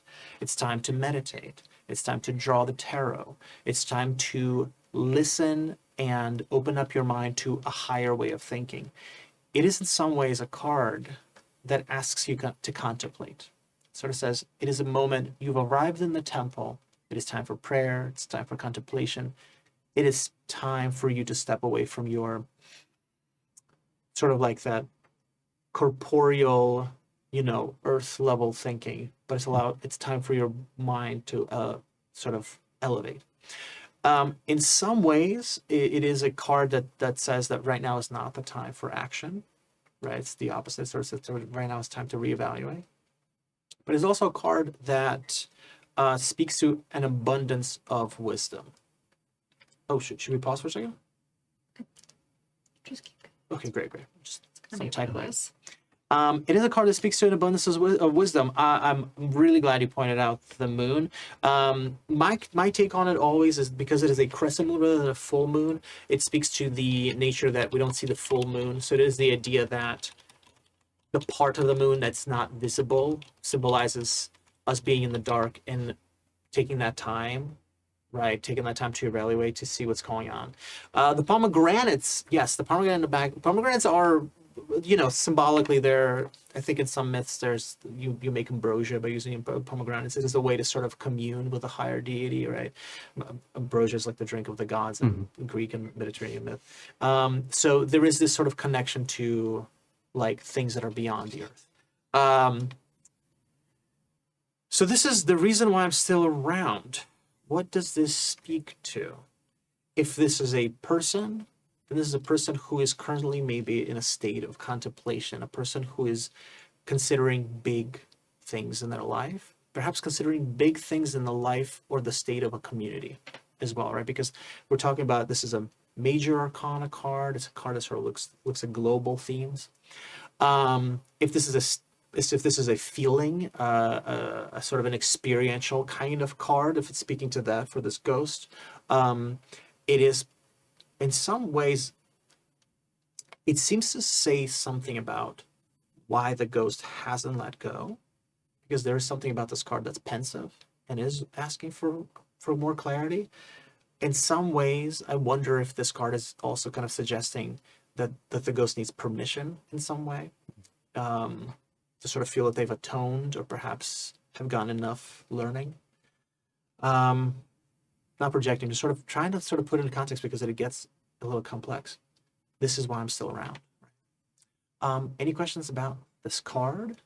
About the major arcana? I think it's interesting that, there are the two columns there, which ties us to the, what was it, the King of Cups, Uh-huh. which also had kind of columns in that Yes, yes. that image, the symbology, This but also the the framing. the almost as if like it's that card could be in front of the High Priestess could be in front of the King of Cups almost. I mean, Yeah, and I mean not to mention that there's this Yeah, the literal crescent moon. duality that's in the Two of Swords. and I think it's interesting that the crescent moon in the High Priestess is a waxing gibbous, and in the Two of Swords it's a waning gibbous. Oh, good eye. And so there's a beginning and an end of a process or a cycle. The crescent in the Two of Swords is up high, Mm-hmm. as if the moon is at its peak or maybe on its way down. Right. And at the High Priestess, it's still down low, as if it's got the whole night left to travel. Yeah. Beginnings. Mm-hmm. Awesome. Awesome. I think That's the good. pillars being black and white too, especially, there's like a very like rigidity Yeah. to it. Like it's Yes. very like dual, like dichotomy of yes and Right. no, Yeah. dark and light. Especially since we had the earlier when it was the friend and foe, the two of swords and the judgment was daytime and nighttime. So there is that element that's coming back as well. Very good. Yeah, yeah, for sure. That's a great detail as well. You kind of pointed that out as well. That Yeah. Yeah, And the the earth two and swords. water. Yeah. Yeah. Mm-hmm. Awesome. Awesome. Whew, okay. I'm gonna. Huh. The last thing, just the Yeah. color of the ground in Yeah. that card matches the color of the mountains, as if maybe this high priestess was off in the distance Oh, Mm. I in the see. Two of Swords, was part of the background or part of someplace else far away. Interesting. Like a wisdom that you couldn't quite. Yeah. Yeah. Mhm. Yeah. Mm. The Two of Swords leading there or something. Huh. Interesting. And priestess is between two contrasting elements, black and white, very stark. Like this is this and this is that, but she's Yeah. in between, kind of like.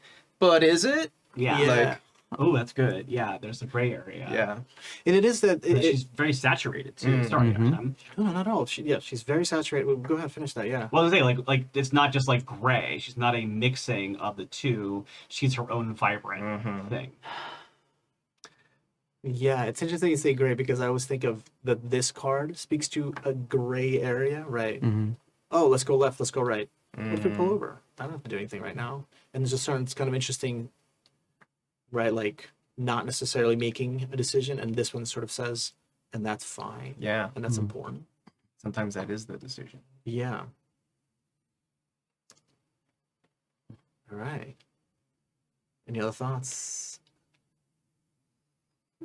I'm good. My gosh. Thank you all for being just such brilliant humans. This is so lovely. Okay. Pooja, are you ready to connect? I am. Jay, are you ready to connect? I am ready to connect. Riley, are you ready to connect? I'm ready to connect. Joe, are you ready to connect? I'm very ready to connect. Then let us begin. Okay.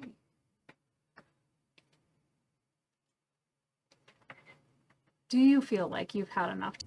And is that person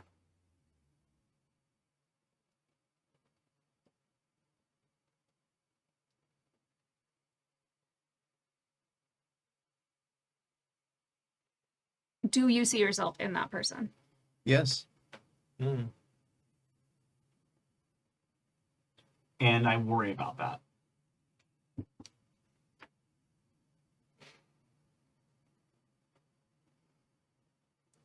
Do you worry that they'll follow the same path that you did? Yes. And I've seen signs of it.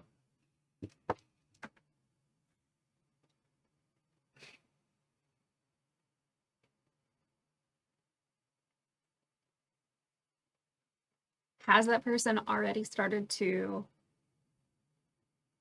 forge their own path? Yes and no.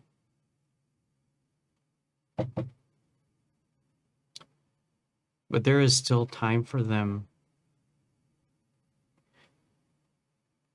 to make decisions that will matter.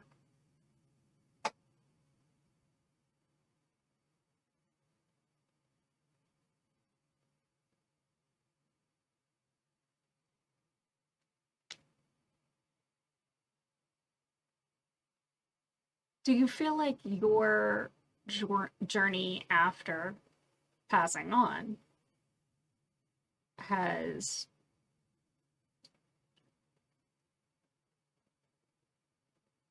can be imparted to that person? No. And maybe it shouldn't be.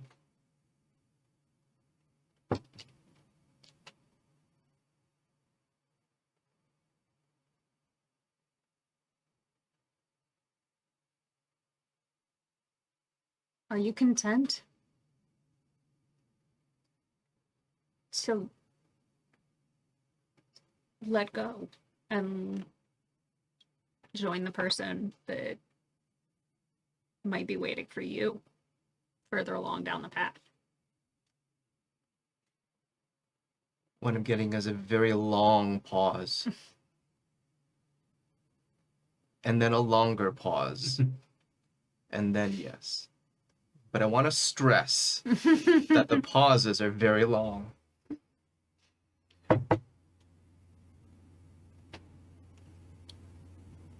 But it would be nice to know that things are going to work out okay. That's time. Okay, everyone, let's take a deep breath. Okay, take a moment, write down any notes just so everything stays fresh. I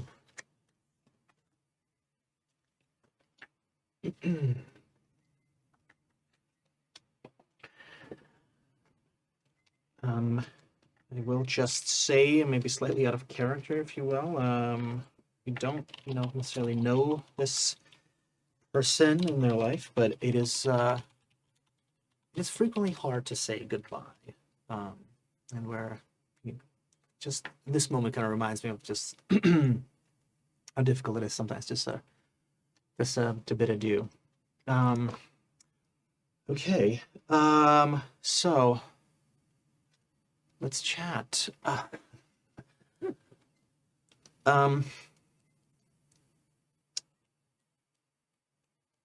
There was this very potent pause, if you will, about being content. I believe that was the question.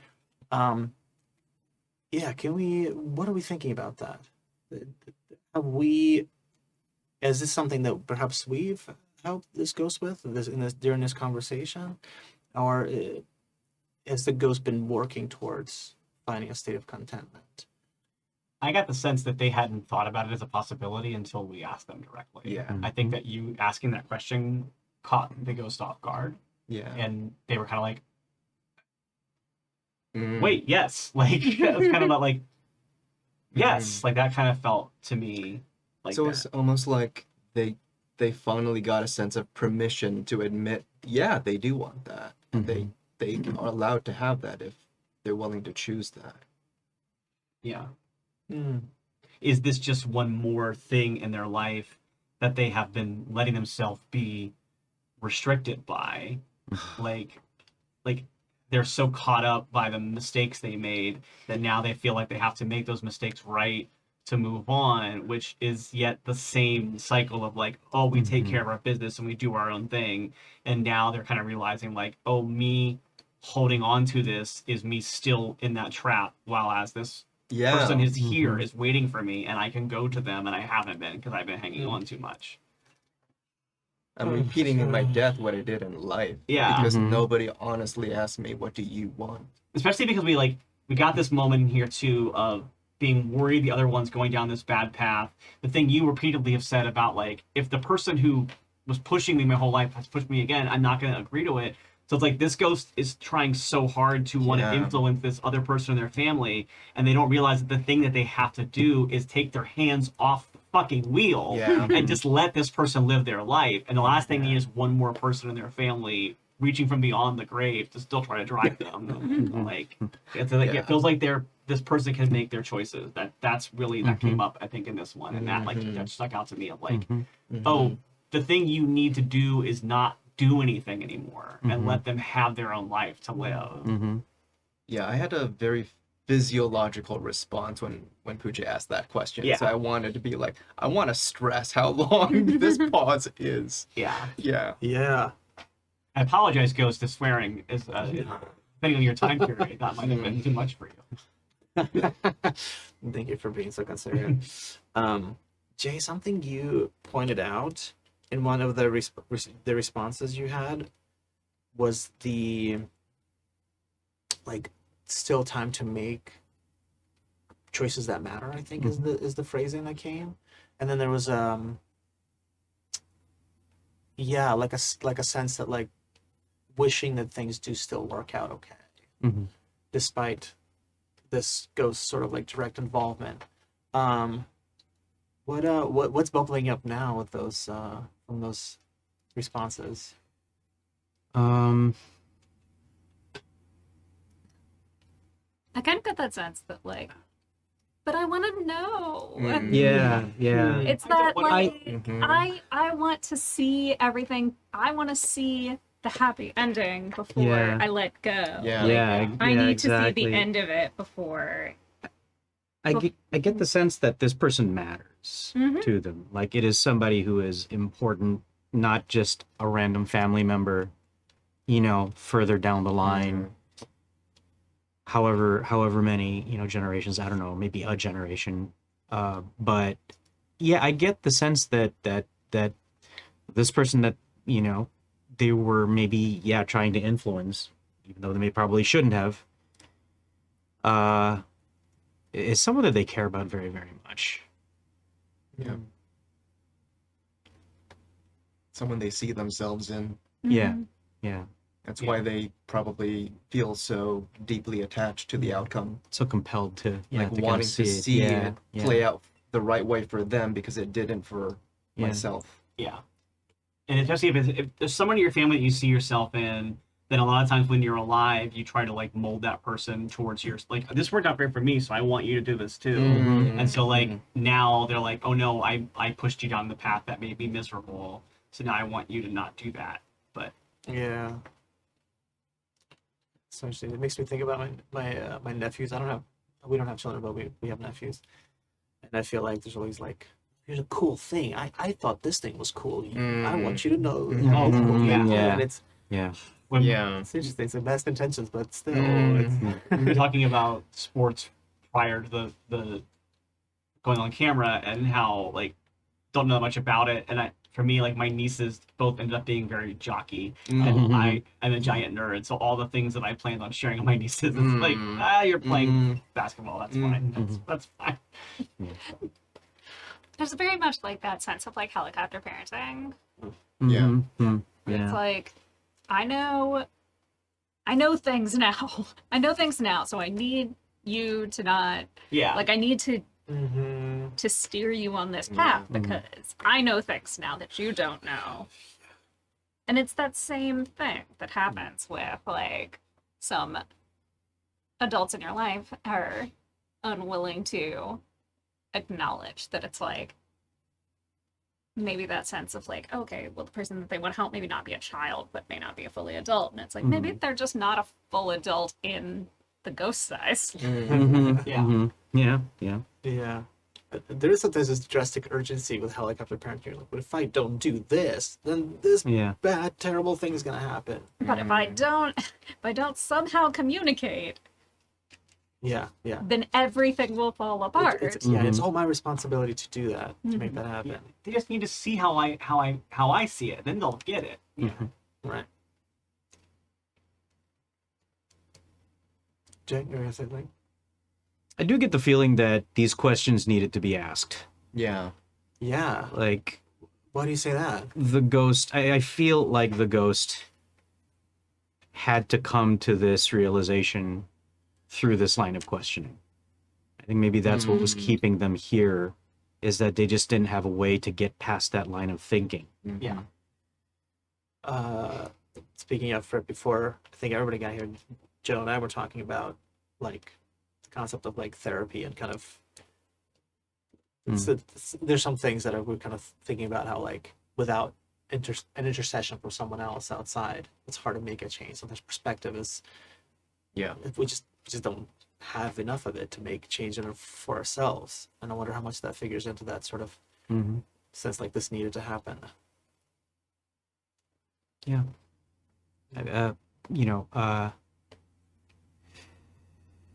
What was I get the sense that like maybe the ghost wasn't being completely honest with themselves about that, about wanting to, about that being the thing they need to do, just moving on. And dressing it up as like, oh, but I'm wanting to help this other person. Mm-hmm. Yeah. Yeah. And it's like you said, the whole thing. I'm like, I just want to see this happy ending, but like wasn't willing to see this possible happy ending for themselves because they were still so focused on what they think is like the duty to their family. Yeah. Mhm. So this is why they haven't let go, because it turns out this conversation is what they needed to have, to like process this release. There was something I think someone just mentioned about not being as forthcoming, perhaps prior to themselves or whatever, because we do still have one last card, which is the secret. So I want us to think a little bit about that as we get to that, because once we have the secret, we're going to present that card. I'm going to reveal that card and share the interpretation of it.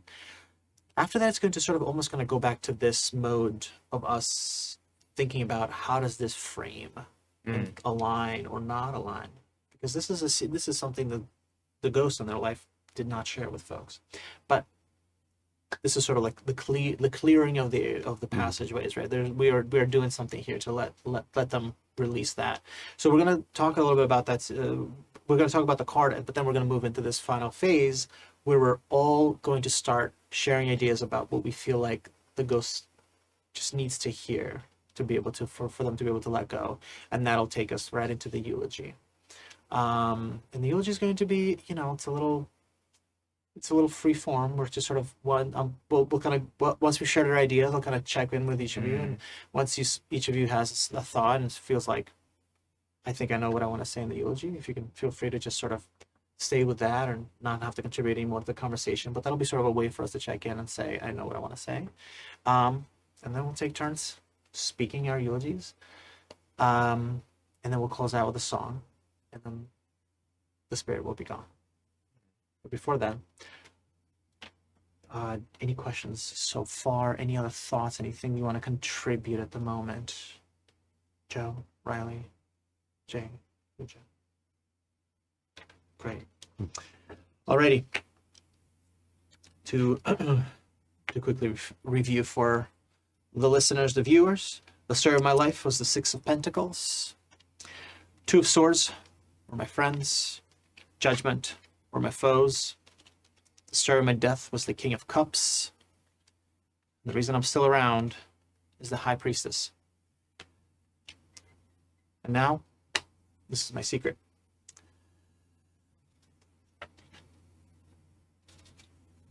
This is the Hermit card. Wow. Is anyone feeling emboldened to describe the Hermit card to our listening audience? I can take it. All right, Jay. The Hermit. On this card stands what looks to be a female presenting or female assigned at birth figure with long white hair draped over their right shoulder. It looks like they're wearing a black dress. There is a large pendant that hangs from their neck. It drapes all the way down below their breast to their belly. And it is a pendant of what appears to be a glowing star. Around their form, they're draped in what looks like a gray cloak with long, loose sleeves. There is a plain black wall behind them. They stand on what looks to be a plain stone or just gray floor. But there's an ornate window that is just behind their left shoulder. Outside the window is a blue sky. The window looks like it could belong in a palace or a church, Gothic cathedral, medieval palace. They are standing, they're looking off to the left-hand side of the card. Hand is raised up to their chest, it looks like. Oh, and there's a little blue ring, like a topaz ring on their finger in that hand, that raised hand, and a couple of what look like gold bangles hanging from their wrists. They are standing beside what looks like a small side table with a couple of closed drawers on it. And they are closing what looks like a laptop. They have their eyes are closed, and they have a peaceful look on their face. Maybe peaceful, maybe contemplative. As if they are closing something significant. And that is the hermit.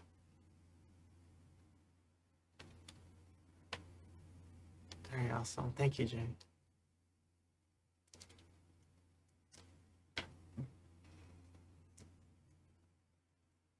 It looks like this pendant that they're wearing is glowing. Hmm. Like there's a circle around it that kind of looks like, oh, maybe this is the like part of the pendant, but if you look closely, you can see part of the robe behind it.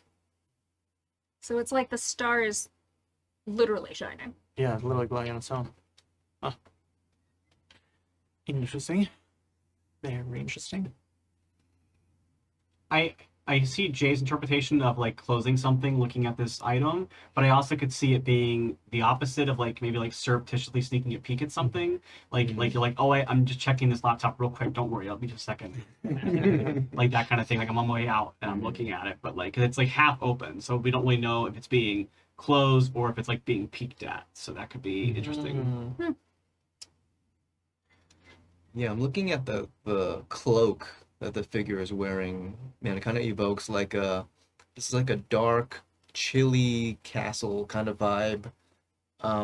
But they seem content with that. It's like for them, like, yeah, this is my personality. Yeah, and they're barefoot, so Yeah. like, Yeah, very Yeah, much- yeah, Yeah, yeah. it's a very like I'm not lonely.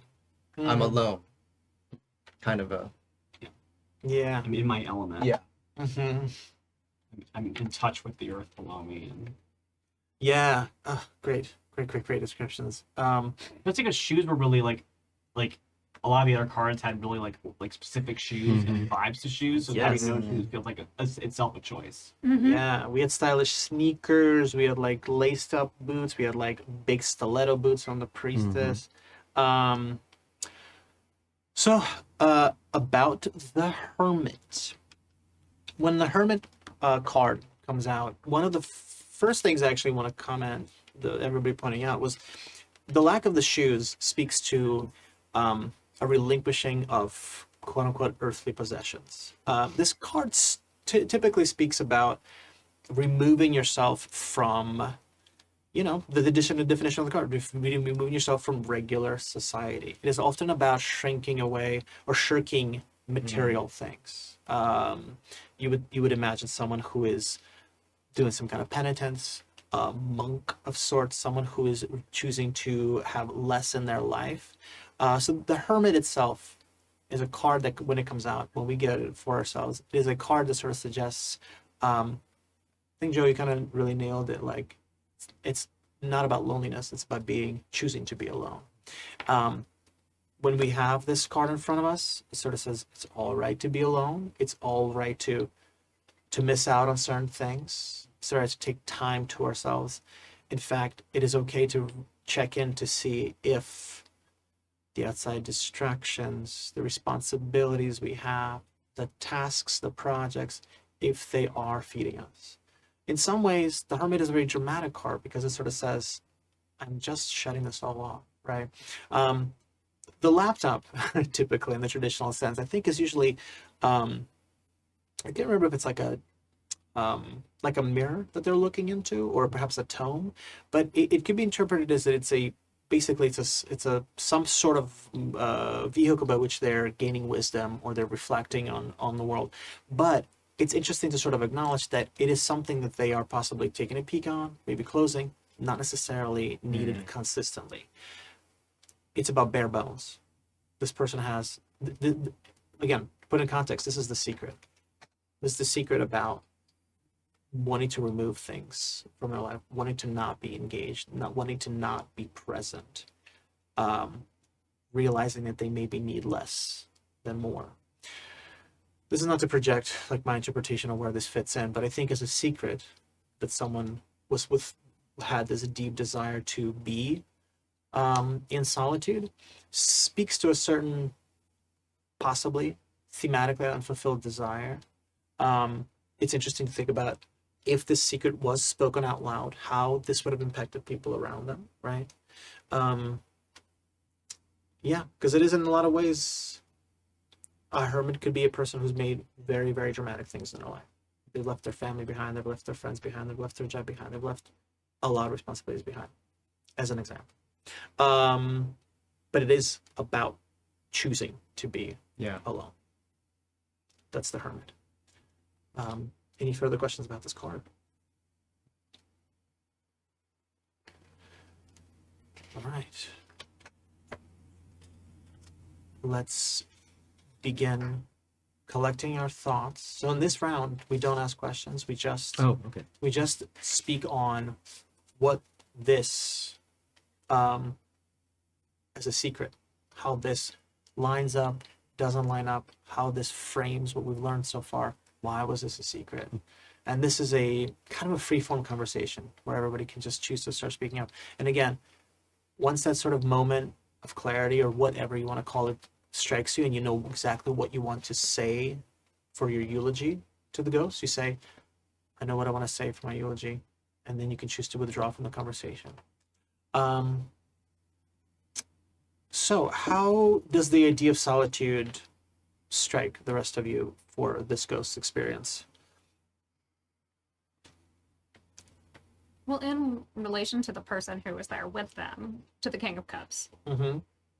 it's like for so much of their life, they chose to be alone. They chose to reject that person, maybe. They chose to not accept that affection or return that affection. Mm. Mm. I also get the sense that they felt alone in their family. Mm. You know, they were surrounded by these people who were supposed to be family, who should have been loved ones, but they weren't feeling that from them. They weren't getting that from them. This person didn't ask to be the head of this family, didn't ask to be put in charge of this legacy. So one of the ways that we survive when we're encountering things we feel we have no power over is we withdraw. And that can be adaptive to a point until it itself becomes maladaptive. You start to rely on your isolation to get by. You rely on not having to feel the pain of loss. And the trade-off is you also don't get to feel joy. Mm. Yeah, it feels like if this family had these like rules and restrictions and this like level of like presentation and keeping up the appearances and things like that, then maybe like a way you would have to deal with that is by turning off the affection that you might like it might have been a very cold family because this choice was made of like, well, I can never truly be myself and I have to do what's right by the family. But as a result of that, this choice that they made removed them from being able to be the warm person they could have been or connecting in the way they could have been because they were shutting this whole part of themselves away and isolating and disassociating and things like that. It's like I cannot fulfill this duty as my real self. And so I'll do it as a version of myself that is not me. Mm. And as a result, didn't give affection to the people in Yeah. the family who might have needed it from them. Yeah. And this card being about casting aside material possessions, I think deep down in their heart, they would have just let everything, all Yeah. of that material wealth go. Yeah, does it feel like they were Yeah. really ready to let it all go? But I'm also getting the sense now Mm. that the reason they died is because they didn't do something about it, because they didn't want to tap into that material wealth.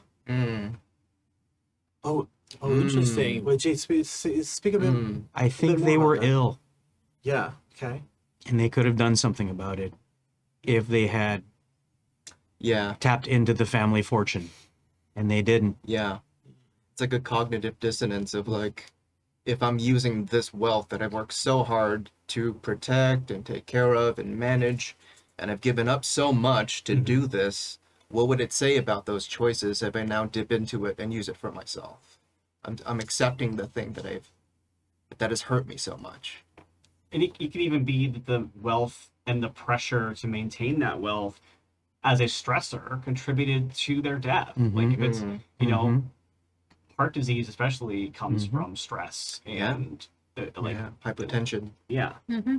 And I mean, it could have been even as intense as something as not as wanting to keep up appearances Yeah, and not wanting to yeah. use the family's resources because of that. Yeah. Yeah. Mm. Didn't be seen as weak, Mhm. possibly. I was about to say, like, Mhm. oh, if it's public that, like, this thing is fine, I don't have to take care of it because I definitely can't be seen to be taking care of it Yeah, because that will, I mean, if it's something like, you know, coping strategies become addictions, become, mm. and those are so frowned upon by society too, that it's like, I don't have a problem. What are you talking about? Kind of Mm. Yeah. going back to Mhm. what Joe said earlier about like you can only Yeah. if you want to admit that you You can't need- fix a problem you're not willing to have. yes, exactly. Yeah. Coping itself almost is like just the concept feels like it would be frowned upon. Mhm. You know, what are you coping with? What do you mean? Yeah. You've got everything. What are you talking about? Mhm. Yeah. Mm-hmm. Mm. I'm ready for mine. I'm ready. Yeah. Same. I've got one more thing. I think the ghost wanted to stick around because the person that they were fixated on, that they cared for here, was not one of their family, but was one of the family of their friend. Yeah. And are we thinking the friend that is the King of Cups? Mm-hmm. Mm. I think the columns tied those together for me. I think that's sort of what clarified it for me. Mm-hmm. Oh, when we the columns Yeah, here and yeah. The The fact that priestess. the high priestess, that the lingering, why they're here is tied to somehow to the King of Cups. yeah. A whole change is unlocked for me with that. So that young person at the crossroads witnessed what happened when the King of Cups loved so truly, deeply, loyally, and to not have that returned. Mm. And the guilt that our spirit probably feels about that. Mm. Okay. I think I'm ready to. Do you feel ready? Yeah. Do you still feel ready, Joe? Yeah. Okay. So the hermit is our secret. We'll just briefly review the ghost's life, story of the ghost's life. It's the Six of Pentacles. The ghost's friends were the Two of Swords. The ghost's foes were the Judgment. The story of their death was the King of Cups. The reason they're still around is the High Priestess.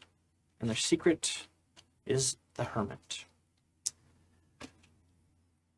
There's no real order to who wants to give the eulogy first. Just feel free to raise a finger or a hand just to signify. And then share. And when you're ready, when you're done with it, just say you're done.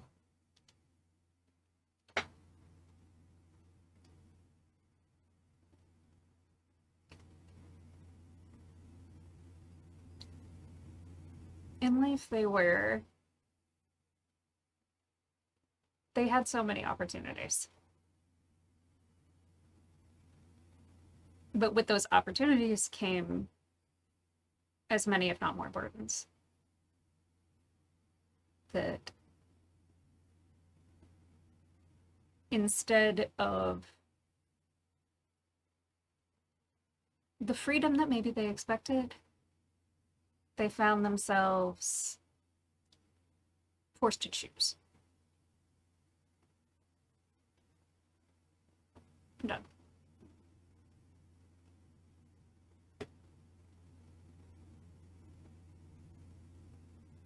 The things that we hold on to can end up becoming our prisons, and sometimes the things that we think are abundances are actually closing us in.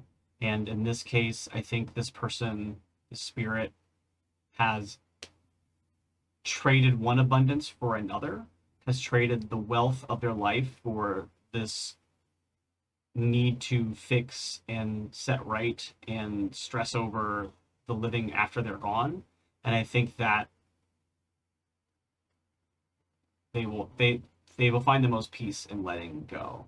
And just as they were unable to let go of their wealth in their life, to make peace in their life, they need to let go now to make peace in their death.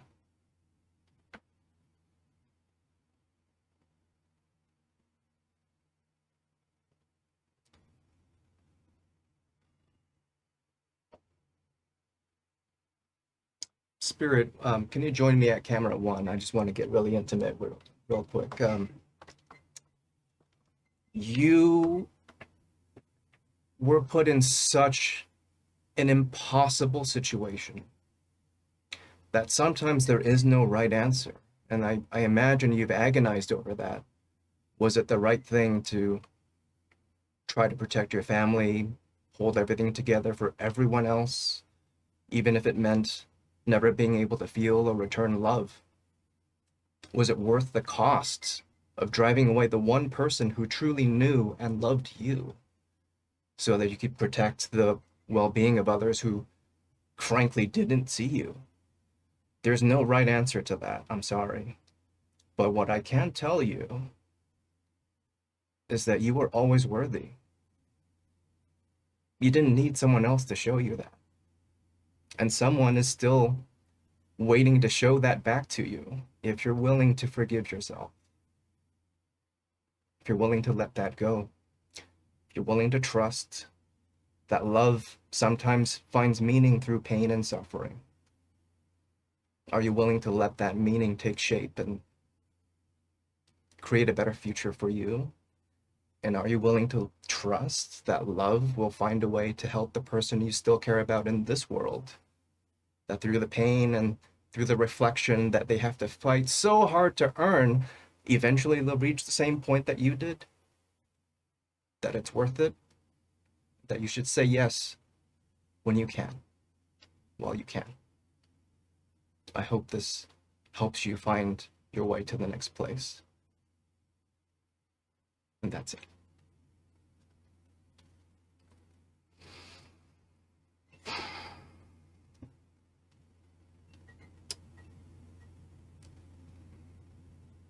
When you passed,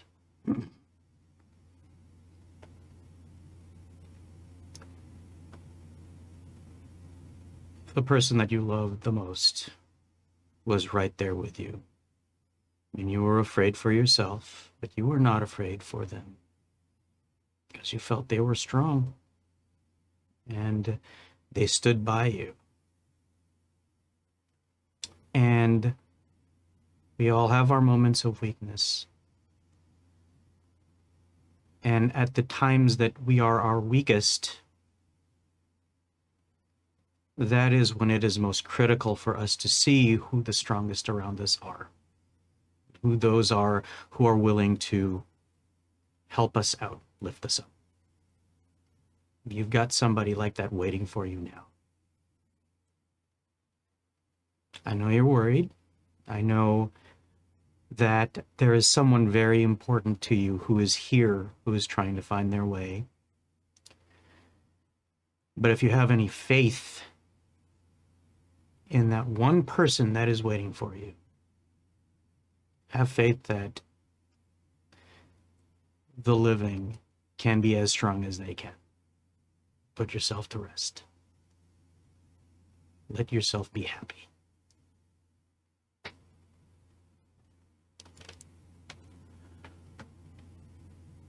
Let's everyone take a breath.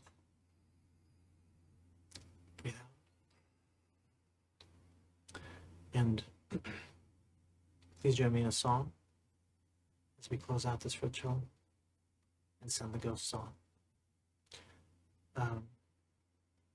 Does anybody have any other pitches for a song?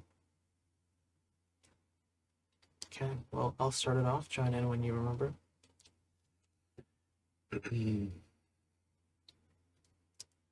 May I be empty and open to receive the light. May I be empty and open to receive.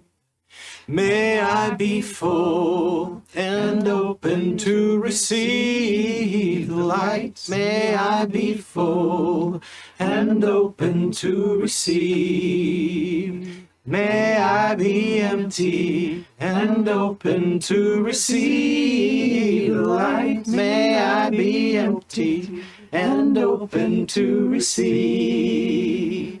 May I be full and open to receive the light. May I be full and open to receive. And thus concludes our ritual. Thank you all for joining us on this Happy Jack Spooky Season 1 shot. I have been Artem, your revealer, and my believers have been going counterclockwise. Counterclockwise, it's Joe. It's Riley. It's Jay. It's Bojo. Thank you all so much for joining us. We have some quick announcements, and then actually, I'm going to go around again and ask you if you have anything going on. I know we're all kind of feeling the heaviness right now, but still want to promote. Here we go. We thank the audience. Thank you, audience. I'd like to thank our chat mods for their hard work. James V, thank you so much. Thank you. Always, always, always. Bless. I want to thank our amazing Patreons who keep us ad-free and independent. You make this happen. It is because of you that we are able to play games like this that we enjoy without worrying about publishing companies or system popularity. And you too can join their heroic ranks at happyjacks.org/Patreon. Great. Crew introduces themselves, share social media and other announcements. Let's do that. Joe. Hi, everybody. I'm very hard to find on purpose right now because I went back to college in my 40s and I'm working towards a master's degree. Nice. But if you really want to try, if you really, really need to talk You to gotta me start about by singing a something, song. yeah, you start with pick a song and have a revealer. And no, you can try finding me on my social media. It's Joe Koo at card. Is it CARRD.2 or I don't remember. Co? It'll be Card. listed somewhere. It'll have like a link to my stuff. And how do you spell the last name? Koo, K-O-U. Amazing. Hey, I'm Riley, and I'm Riley Silverman or Riley J Silverman on most of the socials. I don't use X, even though I have a thing on there. So if you see me on there and respond to me, I don't respond to you ever. It's not because I hate you. It's because you didn't sing the proper song. No, Yeah. it's because I just don't use that site anymore. But I'm everything else, one or the other. And then I am part of a gaming group that we wrapped up 5 years of running the Doctor Who RPG earlier this year, and we are, as of probably by the time this drops or close to it, launching our brand new show, Good Chaotic, which is using the Scum and Villainy system, which is a Forged in the Dark system. And at this point, we have either dropped. We already have dropped our Session 0 for sure, and so I think the 16th when we're dropping our first full episode. So check that out. We are Good Chaotic Pod on most of the socials, and also that's the name of the show, and it should be available now in all your major podcasting apps. And I am very excited about it. We've had so much fun recording this show so far, and so I'm really excited to see where it goes from here. We've recorded basically like 9 episodes so far, and so we're pretty ahead of things as far as dropping them every 2 weeks, and Nice. we're recording more by the time. So we'll probably have like 15 done by the end of the year. So we do have a pretty good like backlog now. So the old show used to run in like 12 episode seasons, but we're hoping to keep going on with this one. Yeah. So, but I'm really liking it so far. It's what we call optimistic sci-fi. And real quickly, and then we can move on to somebody else.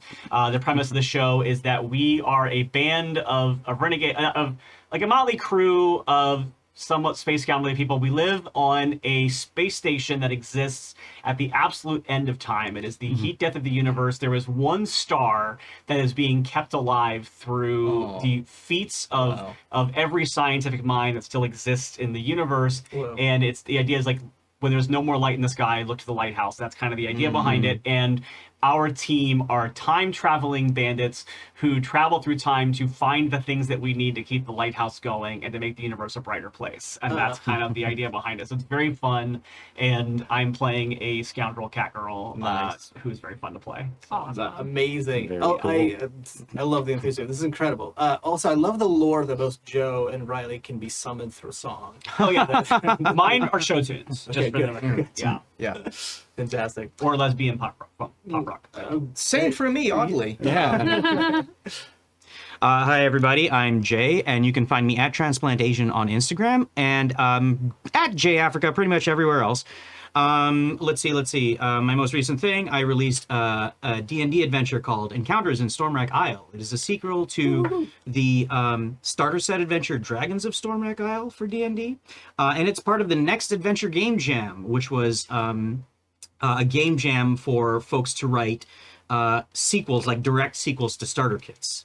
And it's not just Dungeons and Dragons. I think Call of Cthulhu's in there, BattleTech is in there, a variety of other systems are in there. And so check that out on DriveThruRPG and the DMs Guild.